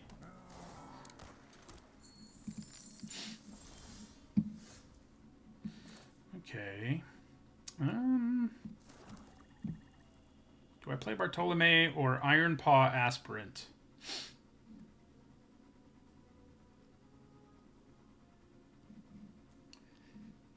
They both can trade with that thing right now. But this is harder to get out of the way with the removal spell. I think I'm going to go with it.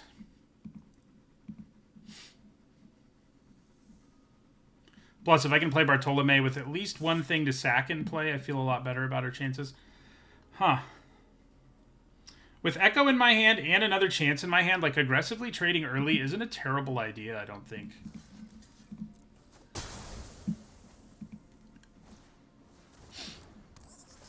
So I can kill that with Chupacabra Echo. Question is, do I? Well, now we're going to have enough information to make an educated decision. So we'll play Visage here. Okay, so they've got a dead weight. That is disheartening, to say the least. Because Bartolome is just dead to it. But once again, we've got an Echo and another chance, so bring it on. I have been a little underwhelmed with this, even though we did realize it's in fact not an artifact creature. Every time I've played it, it's... I mean, I guess I shouldn't be. Like, in our last game, we got rid of a really scary 4-drop. We made an opponent earlier lose, like, their 3rd drop before they ever got a chance to play it. Stuff like that. I mean, it's not terrible, but... yeah, so dead weight it is. See you later.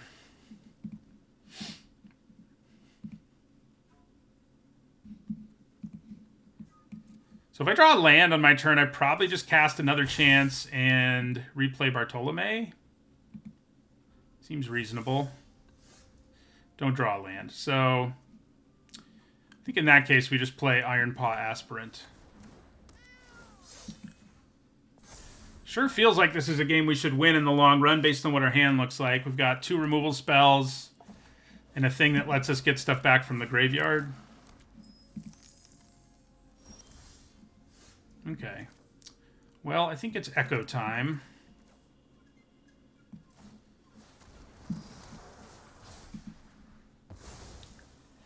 Thank you for the sub, Propaganda Hour.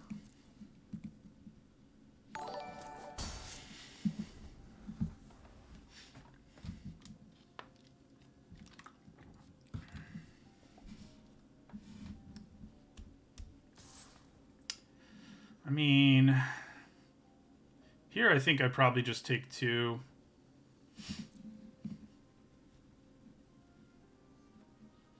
They might have the trick here, but if I had blocked, well, I guess it would have been... they would have 2-for-1 themselves. Ooh, that hurts a little bit, because now I can't get it back with another chance. It does hurt. If I draw a 6th land, I'd probably just flip my Visage. We do not draw a 6th land. We do draw something good to Visage, to craft with it, though.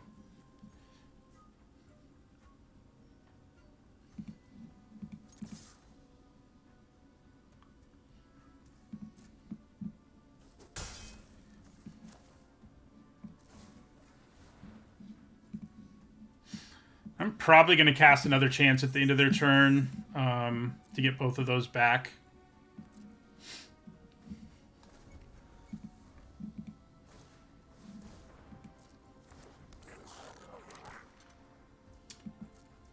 Yep, so it's another chance.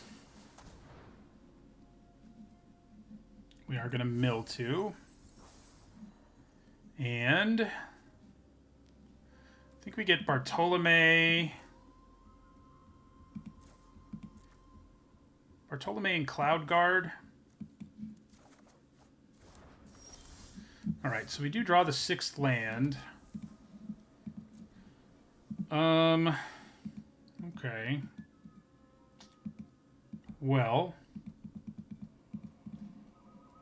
let's attack with Iron Paw Aspirant and see what they do.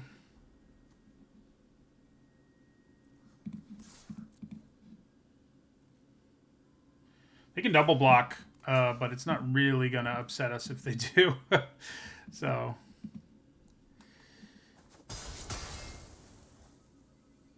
do I just make a 5/4 here? I have the mana, I have the resources, I even get to draw a card off of it. Although if I don't use Market Gnome as fodder, it can be used by Bartolome, whereas things in my graveyard can't. So I think we probably still use our graveyard. Yeah, so let's get rid of the 2 aspirants.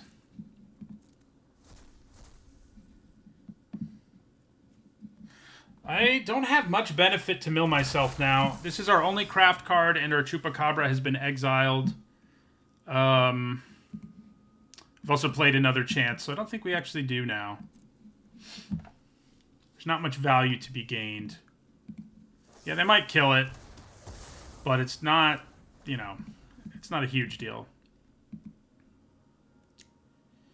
Killing Market Gnome would kind of suck, but at the same time, they're using a removal spell to kill our Market Gnome, so I can't be too distraught about it. Alright, so let's play Oltec Cloud Guard in Bartolome.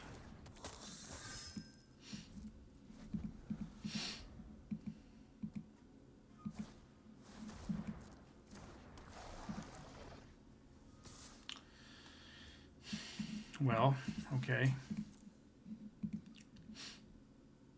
Ooh, yeah, okay. Well, in that case...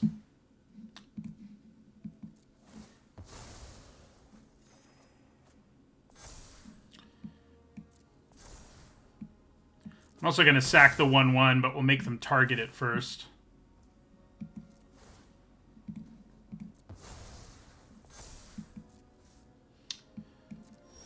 Alright, so... I'm going to hit this with Petrify. 4, 7, 8, 9, 10. I can do 10 here. It's not quite enough, obviously. So I think we just attack for 7. And play out the rest of our hand.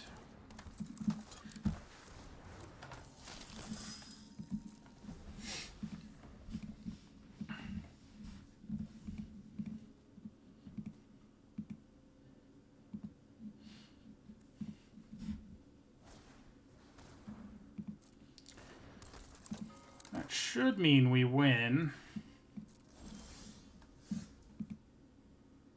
I guess they do have 2 blockers. Makes things slightly more complicated.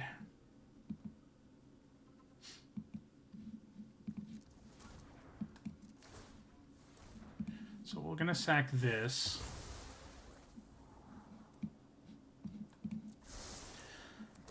No, that should be lethal because, yeah, that is lethal. The Menace plus the Flying plus the Bartolome equals lethal.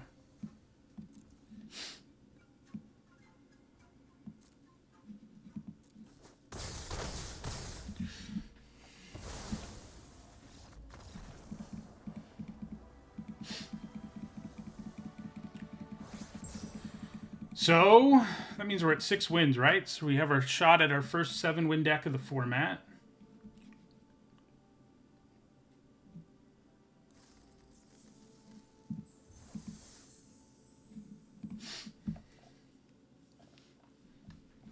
Can we do it? This will be our last game, one way or another. Whether we go 6-3 or 7-2. So going hard on synergy, at least in this case, definitely worked out. I mean, we have great fodder. We've got just a little bit of graveyard stuff going on, and then we have really good sack outlets. Just enough of them. I mean, our deck could have done better on them, but, you know, the 1/4, with the amount of sacrifice fodder we have, the 1/4 has even played really well. So has the Vito's vampire thing. And obviously Bartolome has, and obviously the map version of Deadly Dispute has played well too. Yep, it's pretty good. Pretty good hand. No 2-drop, but, you know. Market Gnome has been great.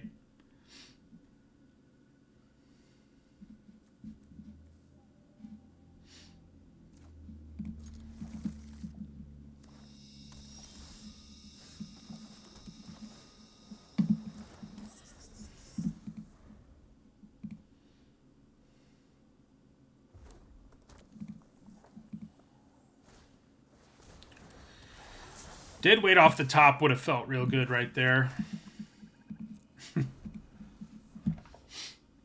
Just need to kill that thing before they get to 7 mana. Once they do, it's like kind of game over.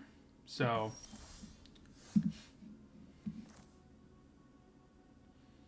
Okay. I think we play Acolyte just because that allows us to play out things that we can sack right away on future turns. Plus, it blocks reasonably well.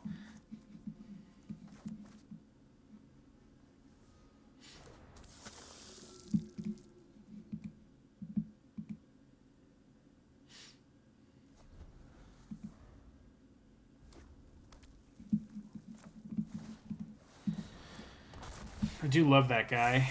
That is one thing we haven't run into a lot of, is someone really overwhelming us with big old creatures early, and kind of looks like that's what we're about to face. But we're kind of in okay shape anyway. I mean, I can block with Market Gnome and then sack it, attack them in the air, etc.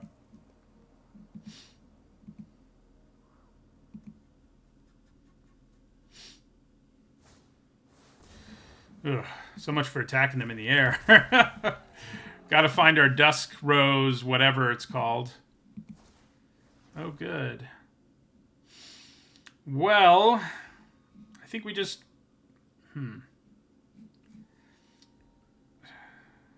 Yeah, we're just gonna let it happen. I could sack it, but it's not... doesn't really make a difference.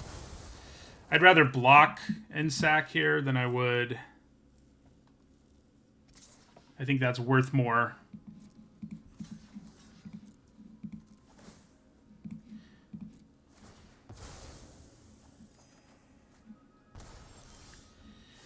Okay, well, more bodies is a thing. This thing having trample does dampen our plans, and they're not that far away from 7 yet either. But here's a bunch more bodies.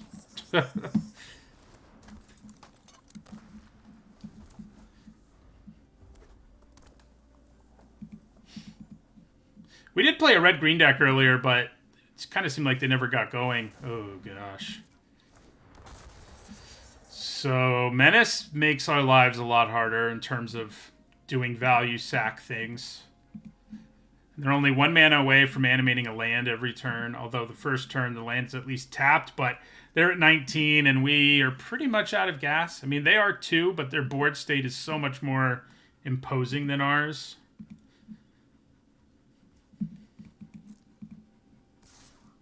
Yeah, that feels good.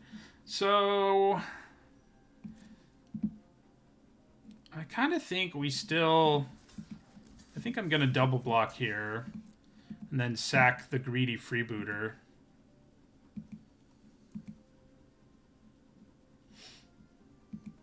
Could have quadruple blocked, I guess, but hardly seems worth it. And if they have a trick, we get blown into nothingness. I mean, we're pretty close to being there anyway, but...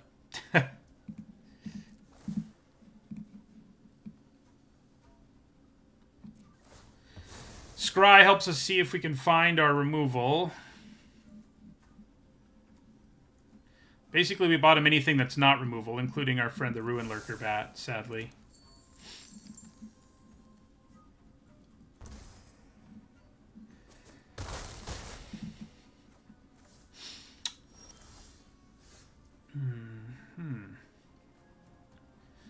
Honestly, making this a 2/5 is, like, kind of a thing. Better than making this a 4/3. I mean, I guess it can't block the Axe Jaw that well, but I'll have a bunch of other bodies that can do that, and the Colossadactyl's no longer a problem. Now, if they draw a 7th land, kind of doesn't matter. So let's hope they don't.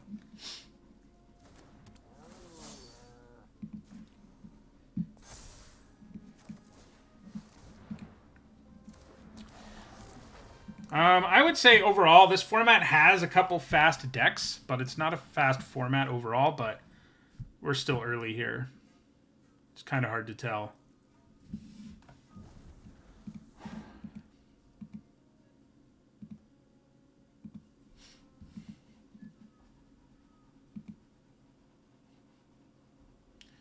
I need to draw Deadweight and Duskrose Reliquary, like, back-to-back.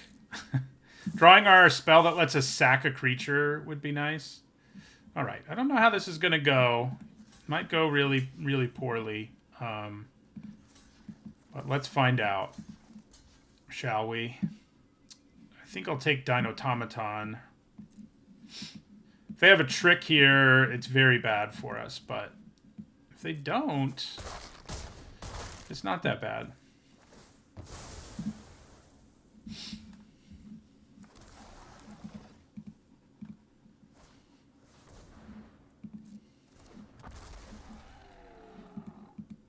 Could blow up our treasure for fun here. Don't think they will. So yeah, we need to draw our sack something, draw 2 cards, card, and then draw Deadweight and Duskrose Reliquary with it. What are the chances? These bodies that can't block are real bad right now, so we're just gonna throw one of them away. Well, okay. Something else that can keep throwing bodies in front of things.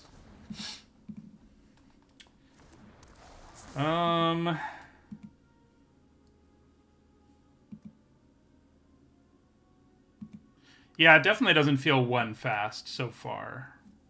Anyway, do I want to attack with my Cloud Guard? Does that make sense, or is that crazy? I think it kind of makes sense.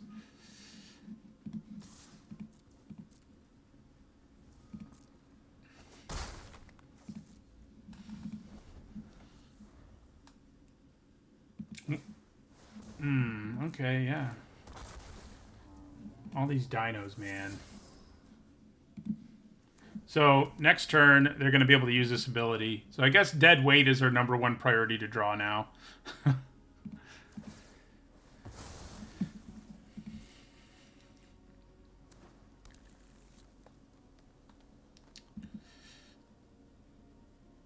They don't have great attacks, honestly. I mean, they have okay ones, but none of them are amazing. Thanks to our 2/5.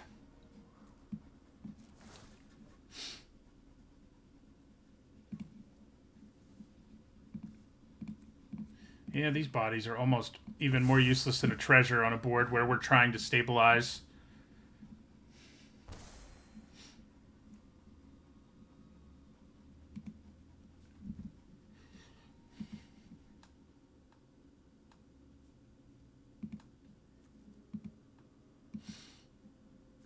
What are we going to draw? Ooh, it isn't what I needed it to be. So we're going to be looking at a 7/7 this turn. I think that means we lose. You know, we held up pretty well considering how effectively our opponent, you know, came out, and then we just didn't draw removal when we needed to.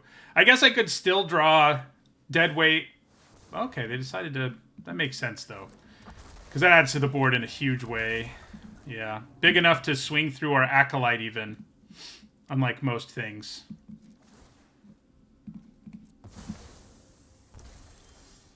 Okay. So, is it better to turn off Tendril of the Myco-Tyrant's ability or keep a 5/5 from attacking me? I guess probably doing this makes the most sense. But we are kind of out of bodies and stuff here.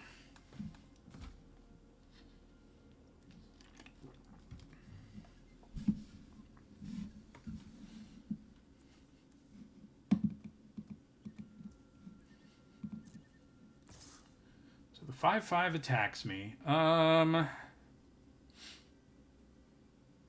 think I'm just supposed to take it at this point. I mean, I could block with Synapse. I guess block, sack the Aspirant works pretty well. We'd have a pretty well-loaded graveyard for our Chupacabra. That would be a pretty good draw.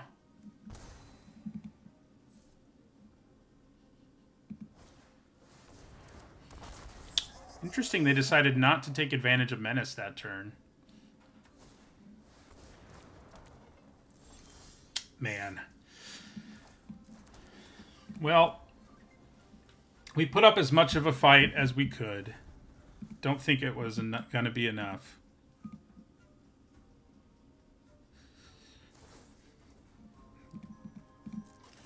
Yeah, I'm pretty sure they can just swing out for lethal or pretty darn close to it here. Let's see. So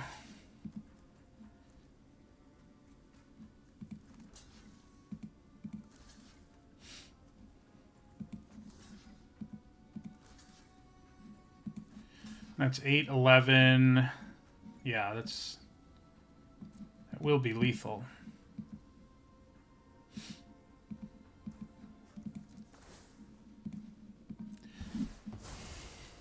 Even if we go all the way back up to 20.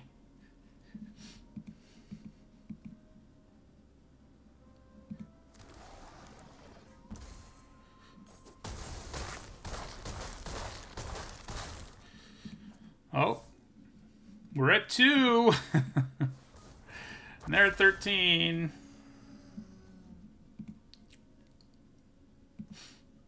If only we had the black sweeper.